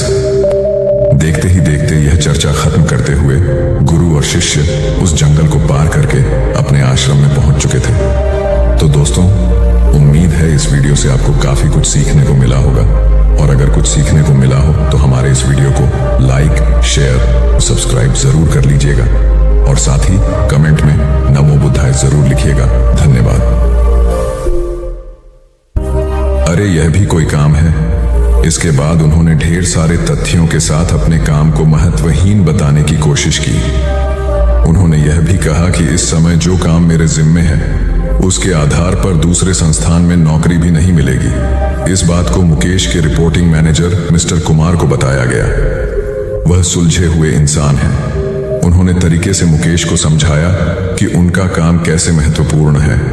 मिस्टर कुमार ने उनसे पूछा, मुकेश पहले अपने काम के बारे में बताइए। मुकेश ने कहा, मेरा काम यह देखना है कि हमारी कंपनी के प्रोडक्ट में कहां कहां गड़बड़ी है, उसे कैसे दूर किया जा सकता था, आगे ऐसा क्या किया जाए जिससे पुरानी खामियां फिर से सामने नहीं आए। मुकेश की बात खत्म होते ही मिस्टर कुमार ने कहा, यह जानकर अच्छा लगा कि आपको अपने काम की अच्छी समझ है। जैसा आपने कहा है उसके अनुसार आपका काम प्रोडक्ट को कैसे बेहतर बनाया जाए और उसके निर्माण के दौरान की खामियों को दूर करने से जुड़ा है। मुकेश ने हाँ में सर हिलाया। इसके बाद मिस्टर कुमार ने पूछा, जब प्रोडक्ट को लेकर इतनी बड़ी ही जिम्मेदारी कंपनी ने आपको दी है, तब आप अपने काम को महत्वहीन क्यों समझते हैं? एक आम धारणा है कि जो लोग प्रोडक्ट के निर्माण से सीधे जुड़े हैं वही मेनस्ट्रीम में काम करते हैं, लेकिन हर काम मेनस्ट्रीम का होता है। अगर ऐसा नहीं होता तो कंपनी आपके ऊपर खर्च नहीं करती। कंपनी को पता है कि आपके काम का परिणाम प्रोडक्ट पर दिखेगा। इसलिए इस बात को मन से निकालिए कि आप जो काम कर रहे हैं उसकी पूछ नहीं है। ध्यान से देखेंगे तो लगेगा कि आपका काम ही सबसे महत्वपूर्ण है। एकता और समझदारी। ऊंचे आकाश में सफेद कबूतरों की एक टोली उड़कर जा रही थी। बहुत दूर जाना था उन्हें, लंबा रास्ता था। सुबह से उड़ते उड़ते थकान होने लगी थी। सूरज तेजी से चमक रहा था। कबूतरों को भूख लगने लगी थी। तभी उन्होंने देखा कि नीचे जमीन पर चावल के बहुत से दाने पड़े थे। कबूतरों ने एक दूसरे से कहा, चलो भाई थोड़ी देर रुककर कुछ खा लिया जाए, फिर आगे जाएंगे। एक बुजुर्ग कबूतर ने चारों ओर देखा। वहां दूर दूर तक कोई घर या मनुष्य दिखाई नहीं दे रहा था। फिर चावल के ये दाने यहाँ कहाँ से आए? बुजुर्ग कबूतर ने बाकी कबूतरों को समझाया, मुझे लगता है कि यहाँ कुछ गड़बड़ है, तुम लोग नीचे मत उतरो। लेकिन किसी ने भी उसकी बात नहीं सुनी।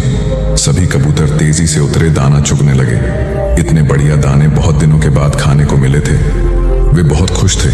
जब सभी ने भरपेट खा लिया तो बोले, चलो भाई अब आगे चला जाए। लेकिन यह क्या?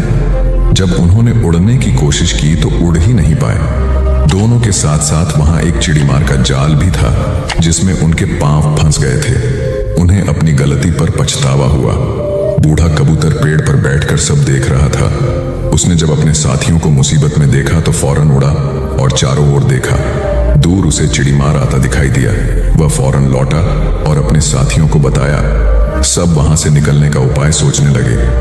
तब बूढ़े कबूतर ने कहा, दोस्तों, एकता में बड़ी शक्ति होती है। सब एक साथ उड़ड होगे तो जाल तुम्हें रोक नहीं पाएगा। उसने गिना 1 2 3। उड़ो सारे कबूतरों ने एक साथ जोर लगाया और जाल उनके साथ उठने लगा। जब तक चिड़ीमार वहां पहुंचा तब तक जाल काफी ऊपर उठ चुका था। वह देखता ही रह गया और कबूतर जाल लेकर उड़ गए। बूढ़ा कबूतर सबसे आगे उड़ रहा था। काफी देर उड़ने के बाद वे नीचे उतरे। वहां कबूतरों के दोस्त चूहे रहते थे। चूहों ने अपने तेज दांतों से जाल काट दिया। इस तरह बूढ़े कबूतर की समझदारी और साथ मिलकर काम करने से सभी कबूतर बच गए। एक शहर में एक बहुत अमीर व्यक्ति रहता था। उसका नाम तो था धनीमल, लेकिन था वह बेहद कंजूस। उसका कहना था कि अगर आप अपना पैसा अपने पास रखेंगे तो सबको पता चल जाएगा कि आपके पास बहुत पैसे हैं। फिर चोर डाकू आपके पीछे पड़ जाएंगे और सारा पैसा गुजरात को आकर गड्ढे में देख लेता था कि उसका सोना वहां है या नहीं। उसे विश्वास था कि कोई भी चोर इस जगह के बारे में नहीं जान पाएगा, लेकिन ऐसा नहीं हुआ। धीरे धीरे पूरे शहर में यह चर्चा होने लगी कि धनीमल रात में शहर के बाहर जाकर कुछ करता है। एक रात जब उसने गड्ढा खोद कर देखा तो सोना वहां से गायब था। उसे गहरा सदमा लगा और वह चीख कर रोने लगा। उसके रोने की आवाज सुनकर बहुत से लोग वहां आ गए। धनीमल रो रो कर अपना दुख बताने लगा। तब उसके एक पड़ोसी से उसे कहा, धनीमल, तुम एक भारी पत्थर इस गड्ढे में रख दो और समझ लो कि वही तुम्हारा सोना है। यह सुनकर धनीमल को बहुत गुस्सा आया। तुम मेरे सोने को पत्थर जैसे बता रहे हो। वह बोला, देखो धनीमल, वह सोना तुम कभी इस्तेमाल तो करते नहीं थे। एक पत्थर की तरह यहाँ उसे दबा कर रख दिया था, तो फिर यहाँ सोना हो या पत्थर क्या फर्क पड़ जाता है। उसका पड़ोसी बोला, बात तो ठीक ही थी। धनीमल ने बहुमूल्य सोने को पत्थर के समान मूल्यहीन बना दिया था। उसके बाद धनीमल ने मेहनत करके फिर पैसे कमाए, लेकिन अब वह कंजूस नहीं रहा था। अपने पैसे को वह अपने ऊपर और दूसरे लोगों की सहायता के लिए खर्च करता था। अंधी का बेटा। एक औरत थी जो अंधी थी, जिसके कारण उसके बेटे को स्कूल में बच्चे चिढ़ाते थे कि अंधी का बेटा आ गया। हर बात पर उसे ये शब्द सुनने को मिलता था कि अंधी का बेटा। इसलिए वो अपनी माँ से चिढ़ता था, उसे कहीं भी अपने साथ लेकर जाने में हिचकता था, उसे नापसंद करता था। उसकी माँ ने उसे पढ़ाया और उसे इस लायक बना दिया कि वो अपने पैरों पर खड़ा हो सके। लेकिन जब वो बड़ा आदमी बन गया तो अपनी माँ को छोड़ अलग रहने लगा। एक दिन एक बूढ़ी औरत उसके घर आई और गार्ड से बोली, मुझे तुम्हारे साहब से मिलना है। जब गार्ड ने अपने मालिक से बोल तो मालिक ने कहा कि बोल दो मैं अभी घर पर नहीं हूँ। गार्ड ने जब बुढ़िया से बोला कि वो अभी नहीं है तो वो वहां से चली गई। थोड़ी देर बाद जब लड़का अपनी कार से ऑफिस के लिए जा रहा होता है तो देखता है कि सामने बहुत भीड़ लगी है, और जानने के लिए कि वहां क्यों भीड़ लगी है वह वहां गया तो देखा उसकी माँ वहां मरी पड़ी थी। उसने देखा कि उसकी मुट्ठी में कुछ है। उसने जब मुट्ठी खोली तो देखा कि एक लेटर जिसमें यह लिखा था कि बेटा, जब तू छोटा था तो खेलते वक्त तेरी आंख में सरिया ढंस गई थी और तू आंधा हो गया था, तो मैंने तुम्हें अपनी आंखें दे दी थी। इतना पढ़कर लड़का जोर जोर से रोने लगा। उसकी माँ उसके पास नहीं आ सकती थी। दोस्तों, वक्त रहते ही लोगों की वैल्यू करना सीखो। माँ बाप का कर्ज हम कभी नहीं चुका सकते। हमारी प्यास का अंदाज भी अलग है दोस्तों। कभी समंदर को ठुकरा देते हैं तो कभी आंसू तक पी जाते हैं। जीवन साथी सबसे अजीज होता है। कॉलेज में हैप्पी मैरिड लाइफ पर एक कार्यक्रम हो रहा था जिसमें कुछ शादीशुदा जोड़े हिस्सा ले रहे थे। जिस समय प्रोफेसर मंच पर आए उन्होंने नोट किया कि सभी पति पत्नी शादी पर जोक कर हंस रहे थे। ये देखकर प्रोफेसर ने कहा कि चलो पहले एक गेम खेलते हैं, उसके बाद अपने विषय पर बातें करेंगे। सभी खुश हो गए और कहा, कौन सा गेम? प्रोफेसर ने एक मैरिड लड़की को खड़ा किया और कहा कि तुम ब्लैक बोर्ड पे ऐसे 25-30 लोगों के नाम लिखो जो तुम्हें सबसे अधिक प्यारे हों। लड़की ने पहले तो अपने परिवार के लोगों के नाम लिखे, फिर अपने सगे संबंधी, दोस्तों, पड़ोसी और सहकर्मियों के नाम लिख दिए। अब प्रोफेसर ने उसमें से कोई भी कम पसंद वाले 5 नाम मिटाने को कहा। लड़की ने अपने सहकर्मियों के नाम मिटा दिए। प्रोफेसर ने और 5 नाम मिटाने को कहा। लड़की ने थोड़ा सोचकर अपने पड़ोसियों के नाम मिटा दिए। अब प्रोफेसर ने और 10 नाम मिटा दिया। प्रोफेसर ने उस लड़की से कहा, तुम अपनी जगह पर जाकर बैठ जाओ, और सभी की तरफ गौर से देखा और पूछा, क्या कोई बता सकता है कि ऐसा क्यों हुआ कि सिर्फ पति का ही नाम बोर्ड पर रह गया? कोई जवाब नहीं दे पाया। सभी मुंह लटका कर बैठे थे। प्रोफेसर ने फिर उस लड़की को खड़ा किया और कहा, ऐसा क्यों? जिसने तुम्हें जन्म दिया और पाल पोस कर इतना बड़ा किया, उनका नाम तुमने मिटा दिया। और तो और तुमने अपनी कोख से जिस बच्चे को जन्म दिया, उसका भी नाम तुमने मिटा दिया। लड़की ने जवाब दिया कि अब मम्मी पापा बूढ़े हो चुके हैं, कुछ साल के बाद वो मुझे और इस दुनिया को छोड़ के चले जाएंगे। मेरा बेटा जब बड़ा हो जाएगा तो जरूरी नहीं कि वो शादी के बाद मेरे साथ ही रहे, लेकिन मेरे पति जब तक मेरी जान में जान है तब तक मेरा आधा शरीर बन के मेरा साथ निभाएंगे। इसलिए मेरे लिए सबसे अजीज मेरे पति हैं। प्रोफेसर और बाकी स्टूडेंट ने तालियों की गूंज से लड़की को सलामी दी। प्रोफेसर ने कहा, तुमने बिल्कुल सही कहा कि तुम और सभी के बिना रह सकती हो, पर अपने आधे अंग अर्थात अपने पति के बिना नहीं रह सकती। मजाक मस्ती तक तो ठीक है, पर हर इंसान का अपना जीवन साथी ही उसको सबसे ज्यादा अजीज होता है। दिमाग का इस्तेमाल कर पक्ष में करें परिस्थितियां। एक शेर जंगल में शिकार पर निकला था। एक लोमड़ी अचानक उसके सामने आ गई। लोमड़ी को लगा कि अब उसे कोई नहीं बचा सकता है, लेकिन उसने हार नहीं मानी और अपनी जान बचने के लिए एक तरकीब सोची। लोमड़ी ने शेर से कड़े शब्दों में कहा, तुम्हारे पास इतनी ताकत नहीं कि मुझे मार सको। यह सुनकर शेर थोड़ा अचंभित हुआ। उसने पूछा, तुम ऐसा कैसे कह सकती हो? लोमड़ी ने अपनी आवाज और जैसी परेशानी बार बार नहीं आती, अगर आती भी है तो आसानी से हल हो जाती है। सिकंदर की बात सुनकर रोहित को अपनी गलती का एहसास हुआ। उसे एहसास हुआ कि शुरुआती सफलता के बाद उसने सीखना एकदम छोड़ दिया था। यही वजह है कि अपने व्यापार में होने वाले नुकसान का आकलन वह नहीं कर पाया। जीवन में सफल होने के लिए सीखते रहना जरूरी है। इंसान को हमेशा सीखते रहना चाहिए। इससे उसके भीतर नकारात्मक विचार नहीं आते हैं, बल्कि उसमें सकारात्मक बदलाव आता रहता है और सफलता की सीढ़ियां चढ़ता रहता है। सीखते रहने वाले व्यक्ति को सफलता के अवसर भी ज्यादा मिलते हैं। सबसे बड़ी बात यह है कि इस तरह के व्यक्ति में अहंकार नहीं होता। जिसके मन में अहंकार होगा वह कभी सीखने का प्रयास नहीं करेगा। घमंड कुल्हाड़ी हुई निरुत्तर। एक बार कुल्हाड़ी और लकड़ी के एक डंडे में विवाद छिड़ गया। दोनों स्वयं को शक्तिशाली बता रहे थे। हालांकि लकड़ी का डंडा बाद में शांत हो गया, किंतु कुल्हाड़ी का बोलना जारी रहा। कुल्हाड़ी में घमंड अत्यधिक था। वह गुस्से में भरकर बोल रही थी, तुमने स्वयं को समझ क्या रखा है? तुम्हारी शक्ति मेरे आगे पानी भरती है। मैं चाहूं तो बड़े बड़े वृक्षों को पल में काट कर गिरा दूं, धरती का सीना फाड़कर उसमें तालाब कुआं बना दूं। तुम मेरी बराबरी कर पाओगे? मेरे सामने से हट जाओ, अन्यथा तुम्हारे टुकड़े टुकड़े कर दूंगी। लकड़ी का डंडा कुल्हाड़ी की अहंकारपूर्ण बातों को सुनकर धीरे से बोला, तुम जो कह रही हो वह बिल्कुल ठीक है, किंतु तुम्हारा ध्यान शायद एक बात की ओर नहीं गया। जो कुछ तुमने करने को कहा है बेशक तुम कर सकती हो, किंतु अकेले अपने दम पर नहीं कर सकती। कुल्हाड़ी ने चिढ़कर कहा, क्यों? मुझ में किस बात की कमी है? डंडा बोला, जब तक मैं तुम्हारी सहायता न करूं तुम यह सब नहीं कर सकती हो। जब तक मैं हत्या बनकर तुम में न लगाया जाऊं तब कोई किसे पकड़कर तुमसे ये सारे काम लेगा। बिना हत्थे की कुल्हाड़ी से कोई काम लेना असंभव है। कुल्हाड़ी को अपनी भूल का एहसास हुआ और उसने डंडे से क्षमा मांगी। कथा सार यह है कि दुनिया सहयोग से चलती है। जिस प्रकार ताली दोनों हाथों के मेल से बजती है, उसी प्रकार सामाजिक विकास भी परस्पर सहयोग से ही संभव होता है। यदि जीवन का संतुलन बिगड़ा और थकान आई तो समझ लीजिए कि बीमारी आई, और यदि वापस ऊर्जा अर्जित करने के लिए विश्राम किया जा रहा है तो ऐसी थकान वरदान भी साबित हो सकती है।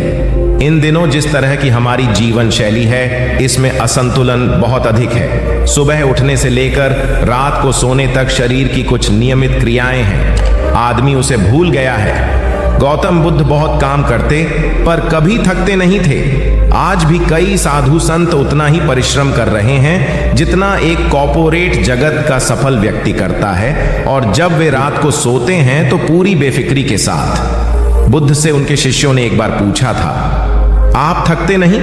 बुद्ध का उत्तर था, जब मैं कुछ कर, ये क्रियाएं अपने आप में एक विश्राम है, करने वाला कोई और है, हम तो महज उसके हाथों की कठपुतली हैं। ये मनोभाव भी थकान को मिटाएगा। क्या दिक्कत है ऐसा सोच लेने में? महात्मा बुद्ध ज्ञान प्राप्ति के लिए घोर तप में लगे थे। उन्होंने शरीर को काफी कष्ट दिया, यात्राएं की, घने जंगलों में कठिन साधना की, पर आत्मज्ञान की प्राप्ति नहीं हुई। निराश हो बुद्ध सोचने लगे, मैंने अभी तक कुछ भी प्राप्त नहीं किया, अब आगे क्या कर पाऊंगा। निराशा, अविश्वास के इन नकारात्मक भावों ने उन्हें क्षुब्ध कर दिया। कुछ ही क्षणों के बाद उन्हें प्यास लगी। वे थोड़ी दूर स्थित एक झील तक पहुंचे। वहां उन्होंने एक दृश्य देखा कि एक नन्ही सी गिलहरी के 2 बच्चे झील में डूब गए। पहले तो वह गिलहरी जड़वत बैठी रही, फिर कुछ देर बाद उठकर झील के पास गई, अपना सारा शरीर झील के पानी में भिगोया और फिर बाहर आकर पानी झाड़ने लगी। ऐसा वह बार बार करने लगी। बुद्ध सोचने लगे कि इस गिलहरी का प्रयास कितना मूर्खतापूर्ण है। क्या कभी यह इस झील को सुखा सकेगी? किंतु गिलहरी का यह क्रम लगातार जारी था। बुद्ध को लगा मानो गिलहरी कह रही हो कि यह झील कभी खाली होगी या नहीं, यह मैं नहीं जानती, किंतु मैं अपना प्रयास नहीं छोड़ूंगी। अतः उस छोटी सी गिलहरी ने भगवान बुद्ध को अपने लक्ष्य मार्ग से विचलित होने से बचा लिया। वे सोचने लगे कि जब यह नन्ही गिलहरी अपने लघु सामर्थ्य से झील को सुखा देने के लिए दृढ़ संकल्पित है तो मुझ में क्या कमी है। मैं तो इससे 1000 गुना अधिक क्षमता रखता हूं।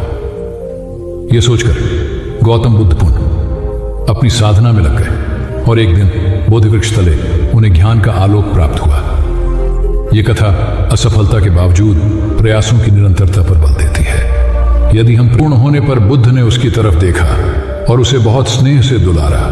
उनका निश्चल प्रेम देखकर सर्प का विष अमृत बन गया और यक्ष ने श्रद्धापूर्वक बुद्ध को नमन किया। कहानी का सार यह है कि मन की कलुषता पर एकाग्रता, स्नेह और संभव से ही विजय प्राप्त की जा सकती है। बौद्ध भिक्षु बोधि धर्म भ्रमण करते हुए एक गांव में पहुंचे। लोग उनका बहुत आदर करते थे। बोधि धर्म व उनके शिष्यों का ग्रामीणों ने हार्दिक सत्कार किया और फिर उनके पवित्र वचनों को सुनने के लिए उनके आसपास एकत्रित हो गए। बोधि धर्म लोगों को धर्म और आचरण विषयक अच्छी बातें सरल भाषा में समझाने लगे। तभी वहां एक व्यक्ति आया और बोधि धर्म को अपशब्द कहने लगा।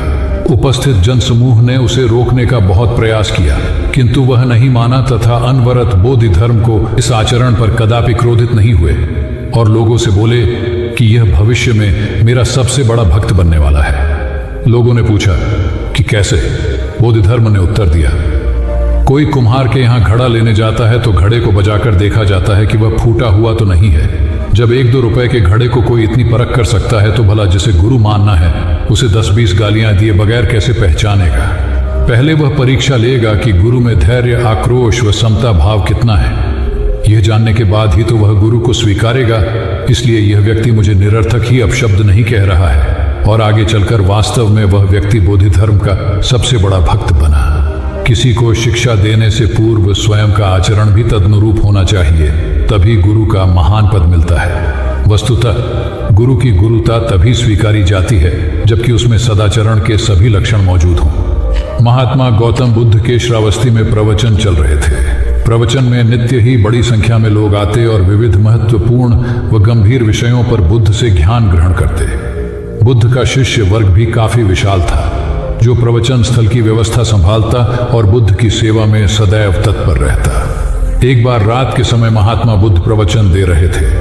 सदैव की भांति काफी लोग उनके प्रवचन सुन रहे थे। एक व्यक्ति जो बुद्ध के ठीक सामने बैठा था बार बार नींद के झोंके ले रहा था। बुद्ध थोड़ी देर तक तो प्रवचन देते रहे, फिर उससे बोले, वत्स सो रहे हो? उस व्यक्ति ने हड़बड़ाकर कहा, नहीं महात्मा। बुद्ध ने पुनः प्रवचन प्रारंभ किए। वह व्यक्ति फिर ऊँघने लगा। महात्मा ने फिर वही प्रश्न दोहराया और उसने फिर अचकचाकर नहीं महात्मा कहा। ऐसा लगभग 8-10 बार हो गया। कुछ देर बाद बुद्ध ने उससे पूछा, वत्स जीवित हो? हर बार की तरह इस बार भी उसने कहा, नहीं महात्मा। यह सुनकर उपस्थित श्रोताओं में हंसी की लहर दौड़ गई और वह व्यक्ति पूर्णतः चैतन्य हो गया। तब बुद्ध गंभीर होकर बोले, वत्स, निद्रा में तुम्हारे मुख से सही उत्तर मिल ही गया। जो निद्रा में है वह मृतक समान ही है। महात्मा बुद्ध का संकेत था कि गुरु से ज्ञान ग्रहण करते वक्त सजगता अत्यंत आवश्यक है। गाफिल रहने की स्थिति में ज्ञान की प्राप्ति पूर्ण नहीं होती और अधकचरा ज्ञान सदैव खतरनाक साबित होता है। कथा सिद्धार्थ के जीवन के उस दौर की है जब वे बुद्धत्व को प्राप्त नहीं हुए थे और निरंजना नदी के तटीय वनों में वृक्ष के नीचे ध्यान करते थे। सिद्धार्थ प्रतिदिन ध्यान करने के बाद पास के किसी गांव में चले जाते और भिक्षा मांगकर लौट आते। कुछ दिनों के बाद उन्होंने भिक्षाटन पर जाना बंद कर दिया, क्योंकि एक गांव के प्रधान की छोटी बेटी सुजाता उनके लिए नित्य भोजन लाने लगी। सिद्धार्थ को वह बड़े स्नेह से भोजन कराती थी। कुछ दिनों बाद उसी गांव का एक चरवाहा भी सिद्धार्थ से प्रभावित होकर उनके पास आने लगा। उसका नाम स्वस्ति था। एक दिन स्वस्ति से सिद्धार्थ बातें कर रहे थे कि सुजाता भोजन लेकर आई। जैसे ही सिद्धार्थ ने भोजन करना शुरू किया, उन्होंने बातचीत बंद कर दी। जितनी देर तक वे भोजन करते रहे, बिल्कुल चुप रहे और वहां सन्नाटा छाया रहा। स्वस्ति को हैरानी हुई। उसने सिद्धार्थ के भोजन करने के उपरांत उनसे पूछा, गुरुदेव, आप मेरे आने के बाद निरंतर वार्तालाप करते रहे, किंतु भोजन के समय एक शब्द भी नहीं बोले। इसका क्या कारण है? सिद्धार्थ बोले, भोजन का निर्माण बड़ी कठिनाई से होता है। किसान पहले बीज बोता है, फिर पौधों की रखवाली करता है और तब कहीं जाकर अनाज पैदा होता है। फिर घर की महिलाएं उसे बड़े जतन से खाने योग्य बनाती हैं। इतनी कठिनाई से तैयार भोजन का पूरा आनंद तभी संभव है जब हम पूर्णतः मौन हों। भोजन के दौरान मैं मौन रहकर उसका पूरा स्वाद लेता हूँ। वस्तुतः शांति से किया गया भोजन न केवल शारीरिक भूख को तृप्त करता है, बल्कि मानसिक आनंद और सात्विक ऊर्जा भी देता है।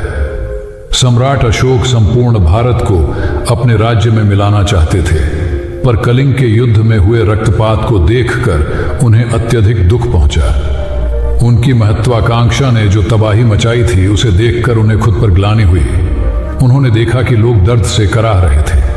यह सब विनाश केवल उनकी महत्वाकांक्षा से हुआ था। यह सब देखकर अशोक के मन में विनाश का पथ छोड़कर नेकी के रास्ते पर चलने का विचार जगा। अशोक की राजधानी पाटलिपुत्र थी।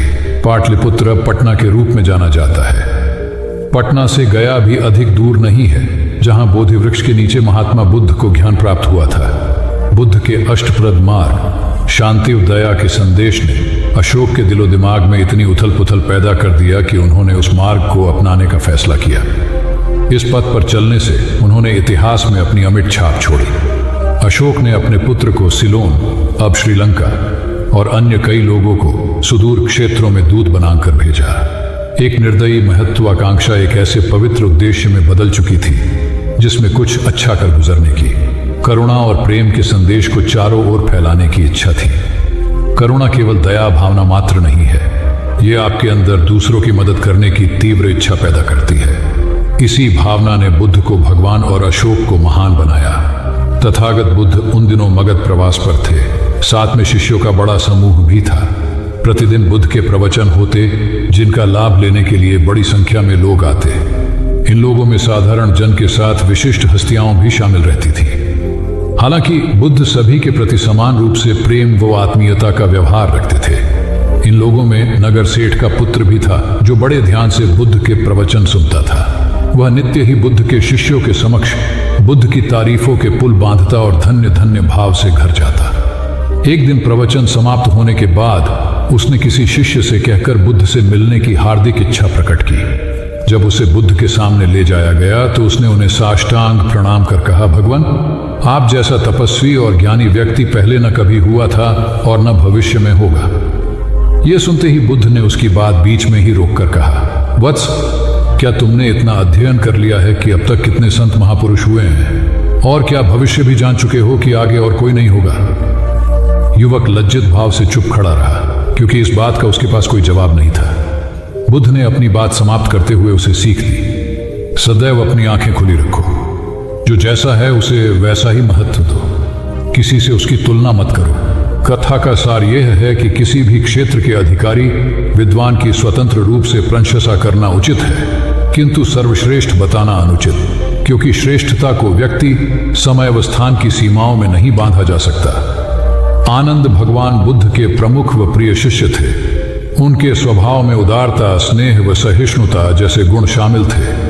वे सभी के प्रति समान व्यवहार करते थे। उनकी दृष्टि में कोई छोटा या बड़ा नहीं था। एक बार आनंद कहीं जा रहे थे। रास्ते में उन्हें बड़े जोर की प्यास लगी। आसपास देखा तो निकट ही कुआं दिखाई दिया। वे वहां पहुंचे। कुएं से एक लड़की पानी भर रही थी। आनंद ने उसके पास जाकर कहा, बहन, मैं बड़ी दूर से आ रहा हूं, मुझे बहुत जोर से प्यास लगी है, कृपा कर पानी पिला दो। उनकी बात सुनते ही लड़की कांप उठी, क्योंकि वह अछूत जाति की थी। वह जानती थी कि किसी ऊंची जाति के व्यक्ति को पानी पिलाना उसके अधिकार क्षेत्र से बाहर है। वह निगाह नीची कर चुपचाप खड़ी रही। आनंद ने प्यास से व्याकुल होकर फिर कहा, बहन, तुमने सुना नहीं? प्यास के मारे मेरे प्राण निकले जा रहे हैं, मुझे पानी पिला दो। लड़की भयवश कुछ नहीं बोल पाई। जब आनंद ने बड़े स्नेह से उससे पानी न पिलाने का कारण पूछा, तो वह बोली, मैं निम्न जाति की कन्या हूं, आपको पानी कैसे पिला सकती हूं? उसकी बात सुनकर आनंद ने कहा, बहन, मैंने तुमसे पानी मांगा है, जाति तो नहीं पूछी। आनंद की उदारता ने उस कन्या का भय दूर कर दिया और उन्हें पानी पिलाकर वह धन्य हो गई। कथा का सार यह है कि ईश्वर की दृष्टि सम होने के कारण उसने सभी मनुष्यों को समान शरीर, बुद्धि और भावना से नवाजा है। अपने सृष्टिकर्ता के विरुद्ध जाकर मानव मानव में भेद करना सर्वथा अनुचित है। एक बार भगवान बुद्ध अपने शिष्यों के साथ पाटलिपुत्र पहुंचे। सभी लोग एक विहार में रुके। भोजन के बाद बुद्ध ने आनंद से अगले दिन से प्रवचन आरंभ करने को कहा। अगले दिन बुद्ध का प्रवचन सुनने बड़ी संख्या में लोग उपस्थित थे। बुद्ध प्रवचन देने के बाद लोगों से मिलते, उनकी समस्याएं सुनते और नेक सलाह देते। एक दिन प्रवचन के समय बुद्ध के शिष्य आनंद ने उनसे पूछा, भंते, आपके सामने हजारों लोग बैठे हैं, बताइए कि इनमें सबसे सुखी कौन है? बुद्ध ने एक विहंगम दृष्टि भीड़ पर डालते हुए कहा, वह देखो, सबसे पीछे एक दुबला पतला फटे वस्त्र पहने जो आदमी बैठा है, वह सर्वाधिक सुखी है। आनंद सहमत नहीं हुआ। वह बोला, यह कैसे संभव है? वह तो बहुत दयनीय जान पड़ता है। बुद्ध ने अपनी बात सिद्ध करने के लिए बारी बारी से सामने बैठे लोगों से पूछा, तुम्हें क्या चाहिए? किसी ने संतान मांगी तो किसी ने मकान, कोई रोग मुक्ति चाहता था तो कोई अपने शत्रु पर विजय। ऐसा एक भी व्यक्ति नहीं था जिसे कोई इच्छा ना हो। अंत में बुद्ध ने उस फटेहाल आदमी को बुलाकर पूछा, तुम्हें क्या चाहिए? उसने हाथ जोड़कर जवाब दिया, कुछ नहीं। यदि ईश्वर को मुझे कुछ देना ही है तो बस इतना कर दें कि मेरे अंदर कभी कोई चाह पैदा ना हो। मैं ऐसे ही स्वयं को सबसे बड़ा सुखी मानता हूं। उसकी बात सुनकर आनंद से बुद्ध ने कहा, आनंद, जहां चाह है वहां सुख नहीं हो सकता। आनंद ने बुद्ध की इस शिक्षा को सदा के लिए गांठ बांध लिया। सार यह है कि लालसा से लोभ बढ़ता है, जो असंतोष का जनक होता है। यदि सही अर्थों में सुख पाना है तो किसी लालसा की बजाय उपलब्ध स्थितियों में संतुष्ट रहना चाहिए। गौतम बुद्ध ने बहुत से अज्ञानी लोगों को सम्यक दृष्टि प्रदान की थी। तब को बात है, कौसाम्बी में एक ब्रह्मचारी रहता था। उसे अभिमान था कि उस जैसा कोई विद्वान नहीं है, इसलिए अपने साथ सदैव जलती मशाल रखता था। गौतम बुद्ध ने देखा तो उसे पूछा, अरे, ये मशाल लिए क्यों घूमते हो? ब्रह्मचारी ने उत्तर दिया, सभी प्राणी अंधकार और अज्ञान में पथभ्रष्ट हैं, उन्हें रास्ता दिखाने के लिए मशाल लिए घूमता हूं। तथागत ने पूछा, क्या तुम्हें 4 प्रकार की विद्याओं, शब्द विद्या, नक्षत्र विद्या, राज विद्या व युद्ध विद्या का पूर्ण ज्ञान है? ब्रह्मचारी ने अपनी अनभिज्ञता प्रकट करते हुए मशाल फेंक कर तथागत के चरणों में मस्तक झुका दिया। उसका ज्ञान गर्व चूर हो गया। जो दूसरों को मूर्ख समझकर उनसे घृणा करता है, वो उस व्यक्ति की तरह है जो स्वयं अंधा होकर दूसरों को मशाल दिखाता घूमता है। अहंकारी कभी विवेकवान नहीं हो सकता और बिना विवेक के सत असत का ज्ञान नहीं हो सकता। अंततः ऐसे विवेकांत व्यक्ति को जीवन में कोई उपलब्धि प्राप्त नहीं होती, हताशा ही हाथ लगती है। काशाय वस्त्र पहन लिए। उसने सुना, आप एकाहारी हो गए हैं, वह भी एकाहारी हो गई। आपने उत्तम पलंग पर सोना त्याग दिया है तो इसने भी त्याग दिया। आपने माला का त्याग किया, गंध का त्याग किया तो इसने भी वह सब त्याग दिया। मायके वाले इसे संदेश भेजते हैं, वे इसे ले जाना चाहते हैं, लेकिन यह यहीं रहती है, इसी कक्ष में। यह गुण की मूर्ति है।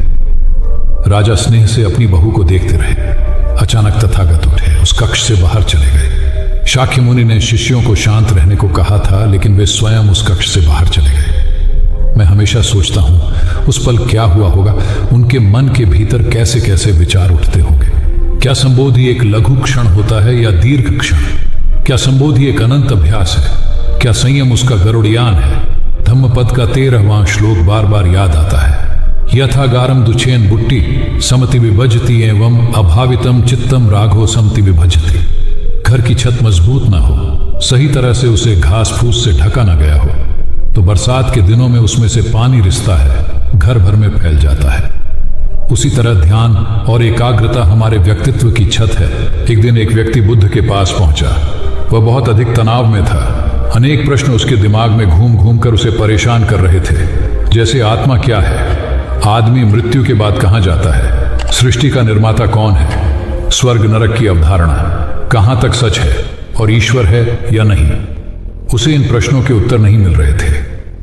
जब वह बुद्ध के पास पहुंचा तो उसने देखा कि बुद्ध को कई लोग घेर कर बैठे हैं। बुद्ध उन सभी के प्रश्नों व जिज्ञासाओं का समाधान अत्यंत सहज भाव से कर रहे हैं। काफी देर तक यह क्रम चलता रहा, किंतु बुद्ध धैर्यपूर्वक हर एक को संतुष्ट करते रहे। बेचारा व्यक्ति वहां का हाल देखकर परेशान हो गया। उसने सोचा कि इन्हें दुनियादारी के मामलों में पड़ने से क्या लाभ, अपना भगवत भजन करें और बुनियादी समस्याओं से ग्रस्त इन लोगों को भगाए। किंतु बुद्ध का व्यवहार देखकर तो ऐसा लग रहा था मानो इन लोगों का दुख उनका अपना दुख है। आखिर उस व्यक्ति ने पूछ ही लिया, महाराज, आपको इन सांसारिक बातों से क्या लेना देना? बुद्ध बोले, मैं ज्ञानी नहीं हूं और इंसान हूं। वैसे भी वह ज्ञान किस काम का जो इतना घमंडी और आत्म केंद्रित हो कि अपने अतिरिक्त दूसरे की चिंता ही न कर सके। ऐसा ज्ञान तो अज्ञान से भी बुरा है। बुद्ध की बातें सुनकर व्यक्ति को उलझन दूर हो गई। उस दिन से उसकी सोच व आचरण दोनों बदल गए। कथा का सार यह है कि ज्ञान तभी सार्थक होता है जब वह लोक कल्याण में संलग्न हो। महात्मा बुद्ध ने युवक को सत्संग का महत्व समझाया। महात्मा बुद्ध एक गांव में ठहरे हुए थे। वे प्रतिदिन शाम को वहां पर सत्संग करते थे। भक्तों की भीड़ होती थी क्योंकि उनके प्रवचनों से जीवन को सही दिशा बोध प्राप्त होता था। बुद्ध की वाणी में गजब का जादू था। तब बुद्ध ने उसे समझाया, यदि इसी तरह उसे पानी में निरंतर डालते रहोगे तो कुछ ही दिनों में ये छेद फूलकर बंद हो जाएंगे और टोकरी में पानी भर पाओगे। इसी प्रकार जो निरंतर सत्संग करते हैं उनका मन एक दिन अवश्य निर्मल हो जाता है। अवगुणों के छिद्र भरने लगते हैं और गुणों का जल भरने लगता है। युवक ने बुद्ध से अपनी समस्या का समाधान पा लिया। निरंतर सत्संग से दुर्जन भी सज्जन हो जाते हैं, क्योंकि महापुरुषों की पवित्र वाणी उनके मानसिक विकारों को दूर कर उनमें सद्विचारों का आलोक प्रसारित कर देती है। एक आदमी को बुद्ध ने सुझाव दिया कि दूर से पानी लाते हो, क्यों नहीं अपने घर के पास एक कुआं खोद लेते? हमेशा के लिए पानी की समस्या से छुटकारा मिल जाएगा। सलाह मानकर उस आदमी ने कुआं खोदना शुरू किया, लेकिन 7-8 फीट खोदने के बाद उसे पानी तो क्या, गीली मिट्टी का भी चिन्ह नहीं मिला। उसने वह जगह छोड़कर दूसरी जगह खुदाई शुरू की, लेकिन 10 फीट खोदने के बाद भी उसमें पानी नहीं निकला। उसने फिर तीसरी जगह कुआं खोदना शुरू किया, लेकिन यहां भी उसे निराशा ही हाथ लगी। इस क्रम में उसने 8-10 फीट के 10 कुएं खोद डाले, लेकिन पानी कहीं नहीं मिला।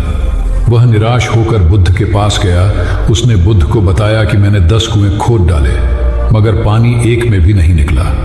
बुद्ध को आश्चर्य हुआ। वे स्वयं चलकर उस स्थान पर आए जहां उसने 10 गड्ढे खोदे हुए थे। बुद्ध ने उन गड्ढों की गहराई देखी और सारा माजरा समझ गए। फिर वे बोले, 10 कुएं खोदने की बजाय एक कुएं में ही तुम अपना सारा परिश्रम लगाते तो पानी कब का मिल गया होता। तुम सब गड्ढों को बंद कर दो, केवल एक को गहरा करते जाओ, पानी निकल आएगा। उसने बुद्ध को बात मानकर ऐसा ही किया। परिणाम स्वरूप कुआं पूर्ण होते ही पानी निकल आया। सबने भगवान बुद्ध की जय जयकार की। धन्ना सेठ के पास 7 पुश्तों के पालन पोषण जितना धन था। उसका व्यापार चारों तरफ फैला हुआ था, किंतु फिर भी उसका मन अशांत रहता था। कभी धन की सुरक्षा की चिंता, तो कभी व्यापारिक प्रतिस्पर्धा में आगे निकलने का तनाव। चिंता और तनाव के कारण वह अस्वस्थ रहने लगा। उसके मित्र ने उसकी गिरती दशा देखी तो उसे बुद्ध के पास जाने की सलाह दी। सेठ बुद्ध के पास पहुंचा और अपनी समस्या बताई। बुद्ध ने उसे सांत्वना देते हुए कहा, तुम घबराओ मत, तुम्हारा कष्ट अवश्य दूर होगा। बस तुम यहाँ कुछ दिन रहकर प्रभु का ध्यान किया करो। बुद्ध के कहे अनुसार सेठ ने रोज ध्यान करना शुरू कर दिया, किंतु सेठ का मन ध्यान में नहीं लगा। वह जैसे ही ध्यान करने बैठता, उसका मन फिर अपनी दुनिया में चला जाता। उसने बुद्ध को यह बात बताई, किंतु बुद्ध ने कोई उपाय नहीं बताया। थोड़ी देर बाद जब सेठ बुद्ध के साथ वन में सायंकालीन भ्रमण कर रहा था, तो उसके पैर में एक कांटा चुभ गया। वह दर्द के मारे कराहने लगा। बुद्ध ने कहा, बेहतर होगा कि तुम जी कड़ाकर कांटे को निकाल दो, तब इस दर्द से मुक्ति मिल जाएगी। सेठ ने मन कड़ाकर कांटा निकाल दिया। उसे चैन मिल गया।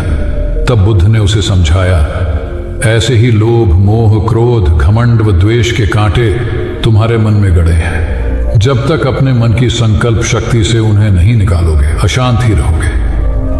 सेठ का अज्ञान बुद्ध के इन शब्दों से दूर हो गया और उसने निर्मल हृदय की राह पकड़ ली।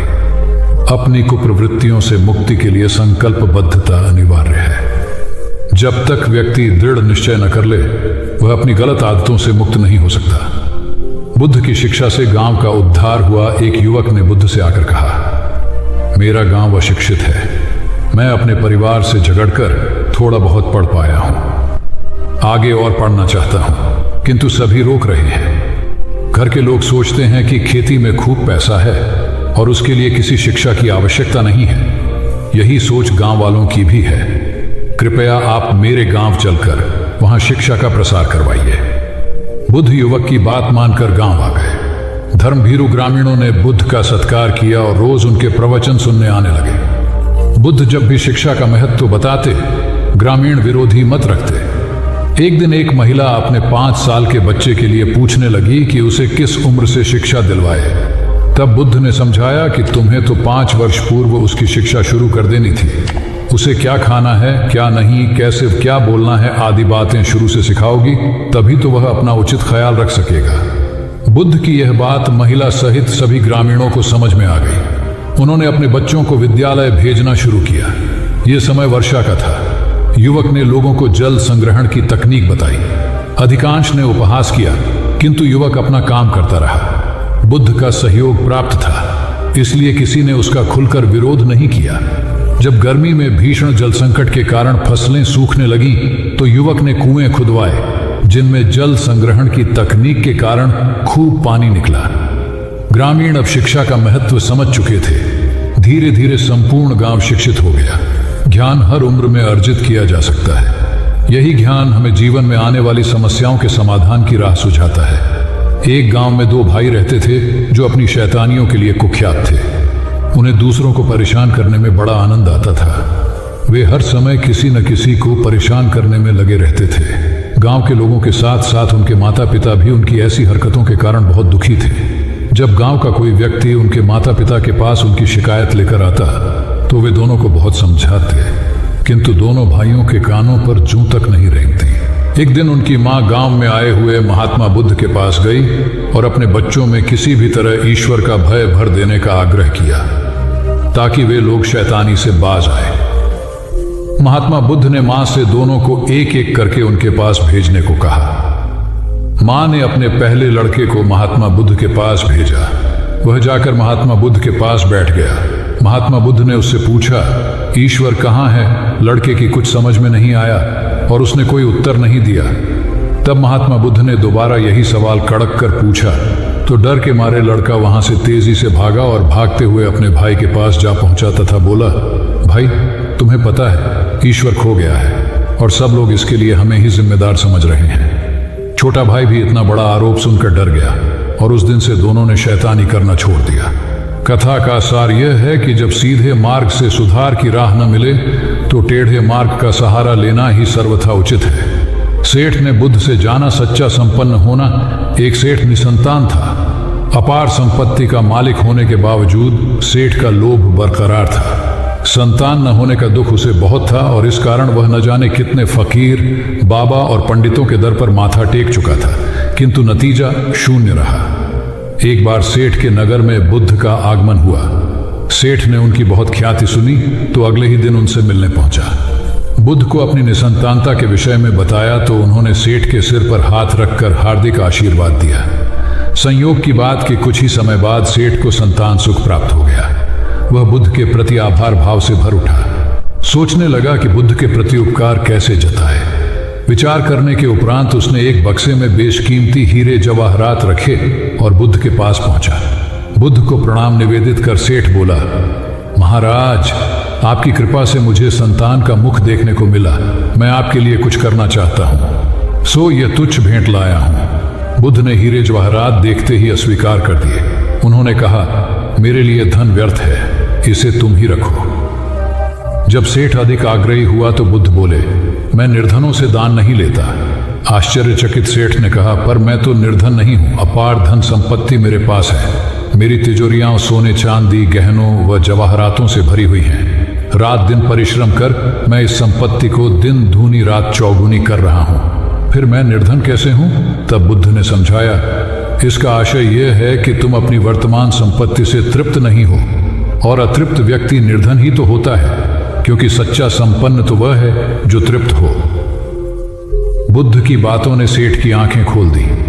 संतोष सबसे बड़ा धन और संतोषी सर्वाधिक धनी होता है, क्योंकि इच्छाओं का अंत निर्लिप्तता की परम सुखमय अवस्था को लाता है। एक बार गौतम बुद्ध से अभय राजकुमार ने प्रश्न किया कि क्या श्रमण गौतम कभी कठोर वचन कहते हैं। उसने सोच रखा था कि नहीं कहने पर वह बताएगा कि एक बार उन्होंने देवदत्त को नरकगामी कहा था, और यदि हां कहे तो उसने पूछा, जा सकता है कि जब आप कठोर शब्दों का प्रयोग करने से स्वयं को रोक नहीं पाते, तब दूसरों को ऐसा उपदेश कैसे देते हैं। बुद्ध ने अभय के प्रश्न का आशय जान लिया।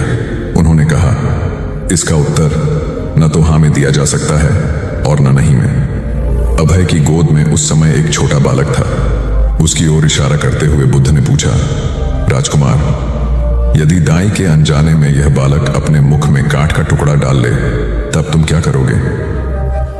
मैं उसे निकालने का प्रयास करूंगा। यदि वह आसानी से न निकल सकता हो तो बाएं हाथ से उसका सिर पकड़कर दाहिने हाथ की उंगली को टेढ़ा करके उसे निकालूंगा।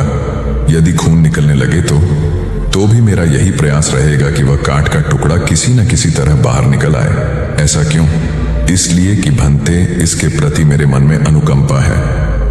राजकुमार, ठीक इसी तरह तथागत जिस वचन के बारे में जानते हैं कि यह मिथ्या या अनर्थकारी है और उससे दूसरों के हृदय को ठेस पहुंचती है, तब उसका वे कभी उच्चारण नहीं करते। पर इसी तरह जो वचन उन्हें सत्य और हितकारी प्रतीत होते हैं तथा दूसरों को प्रिय लगते हैं, उनका वे सदैव उच्चारण करते हैं। इसका कारण यही है कि तथागत के मन में सभी प्राणियों के प्रति अनुकंपा है। भगवान बुद्ध देव और मनुष्यों के शास्ता थे, परंतु सबसे पहले वह मनुष्य थे। मनुष्य बढ़कर देवता बनता है, यह प्राचीन मान्यता थी। आज भी हम मनुष्यत्व के ऊपर देवत्व की बात करते हैं, परंतु बुद्ध ने इस क्रम को पलट दिया। उन्होंने कहा, यह जो मनुष्यता है वही देवताओं का सुगति प्राप्त करना कहलाती है। देवता जब सुगति प्राप्त करता है तब वह मनुष्य बनता है। देवताओं में विलास है, राग द्वेष ईर्ष्या और मोह भी वहां है। निर्वाण की साधना वहां नहीं हो सकती। इसके लिए देवताओं को मनुष्य बनना पड़ता है। मनुष्यों में ही देव पुरुष का आविर्भाव होता है, जिनको देवता नमस्कार करते हैं। मानवता धर्म का उपदेश देने वाले बुद्ध स्वयं मानवता के जीते जागते रूप थे। यहाँ उनके जीवन से संबंधित खुद प्रसंग दिए जाते हैं, जिनसे उनके व्यक्तित्व में बैठी हुई गहरी मानवता का दर्शन होता है। भगवान का परिनिर्वाण होने वाला है। रात का पिछला पहर है। भिक्षु उनकी शैया को घेरे बैठे हैं। बुद्ध उन्हें उपदेश दे रहे हैं। कह रहे हैं, भिक्षुओं, बुद्ध धर्म और संघ के विषय में कुछ शंका हो तो पूछ लो। पीछे मलाल मत करना कि भगवान हमारे सामने थे पर हम उनसे कुछ पूछ न सके। कोई शिष्य नहीं बोलता। भगवान 3 बार कहते हैं, पर कोई भिक्षु कुछ पूछने को नहीं उठता। भगवान को शंका होती है कि कहीं वे उनके गौरव का विचार करके पूछने में संकोच तो नहीं कर रहे। इसलिए वह कहते हैं, शायद भिक्षुओं, तुम मेरे गौरव के कारण नहीं पूछ रहे। जैसे मित्र मित्र से पूछता है, वैसे तुम मुझसे पूछो। बुद्ध अपने शिष्यों की समान भूमिका पर आ जाते हैं। उनकी यह विनम्रता मनुष्य धर्म की आदर भूमि है। बुद्ध ने अपने को भिक्षुओं का कल्याण मित्र कहा है, जो उनकी मानवीय सहृदयता और विनम्रता को सूचित करता है। एक दूसरा दृश्य भी उसी समय का है। चंद कर्मार पुत्र के यहाँ बुद्ध ने अंतिम भोजन किया था। उसके बाद ही उन्हें खून गिरने की कड़ी बीमारी हो गई थी, जो उनके शरीरांत का कारण बनी। बुद्ध को उसके हृदय का बड़ा ध्यान था। भक्त उपासक को यह अफसोस हो सकता था कि उसका भोजन करके ही भगवान का शरीर छूट गया। इसलिए आखिरी सांस लेने से पहले उन्होंने आनंद को आदेश दिया, आनंद, चंद कर्मार पुत्र की इस चिंता को दूर करना और कहना, आयुष्मान तूने बद्धा लाभ कमाया कि मेरे भोजन को करके तथागत परिनिर्वाण को प्राप्त हुए। जिसके हृदय में अगाध करुणा थी वह ऐसा क्यों न कहता। उसने अपने पति के द्वारा बुद्ध के चरणों में प्रणाम अर्पित करवाया। भगवान ने उसे आशीर्वाद देते हुए कहा, कोलिय पुत्री सुप्रवास, सुखी हो जाए, चंगी हो जाए। सुखी और चंगी होकर बिना किसी कष्ट के वह पुत्र प्रसव करे। ब्राह्मणों के साथ भी उनकी पूरी सहानुभूति थी, जैसे कि विश्व के सभी प्राणियों के साथ उनकी पूरी सहानुभूति थी। बावरी नामक ब्राह्मण के एक शिष्य ने जब अपने गुरु की ओर से भगवान के चरणों में प्रणाम निवेदन किया तो भगवान ने आशीर्वाद देते हुए कहा, शिष्यों सहित बावरी ब्राह्मण सुखी हो। माणवक, तुम भी सुखी हो, चिरजीवी हो। बुद्ध के पास छोटा बड़ा जो भी जाता था वह उससे कहते थे, आओ तुम्हारा स्वागत है। भगवान अपनी अंतिम यात्रा में पावा और कुशीनारा के बीच जा रहे थे।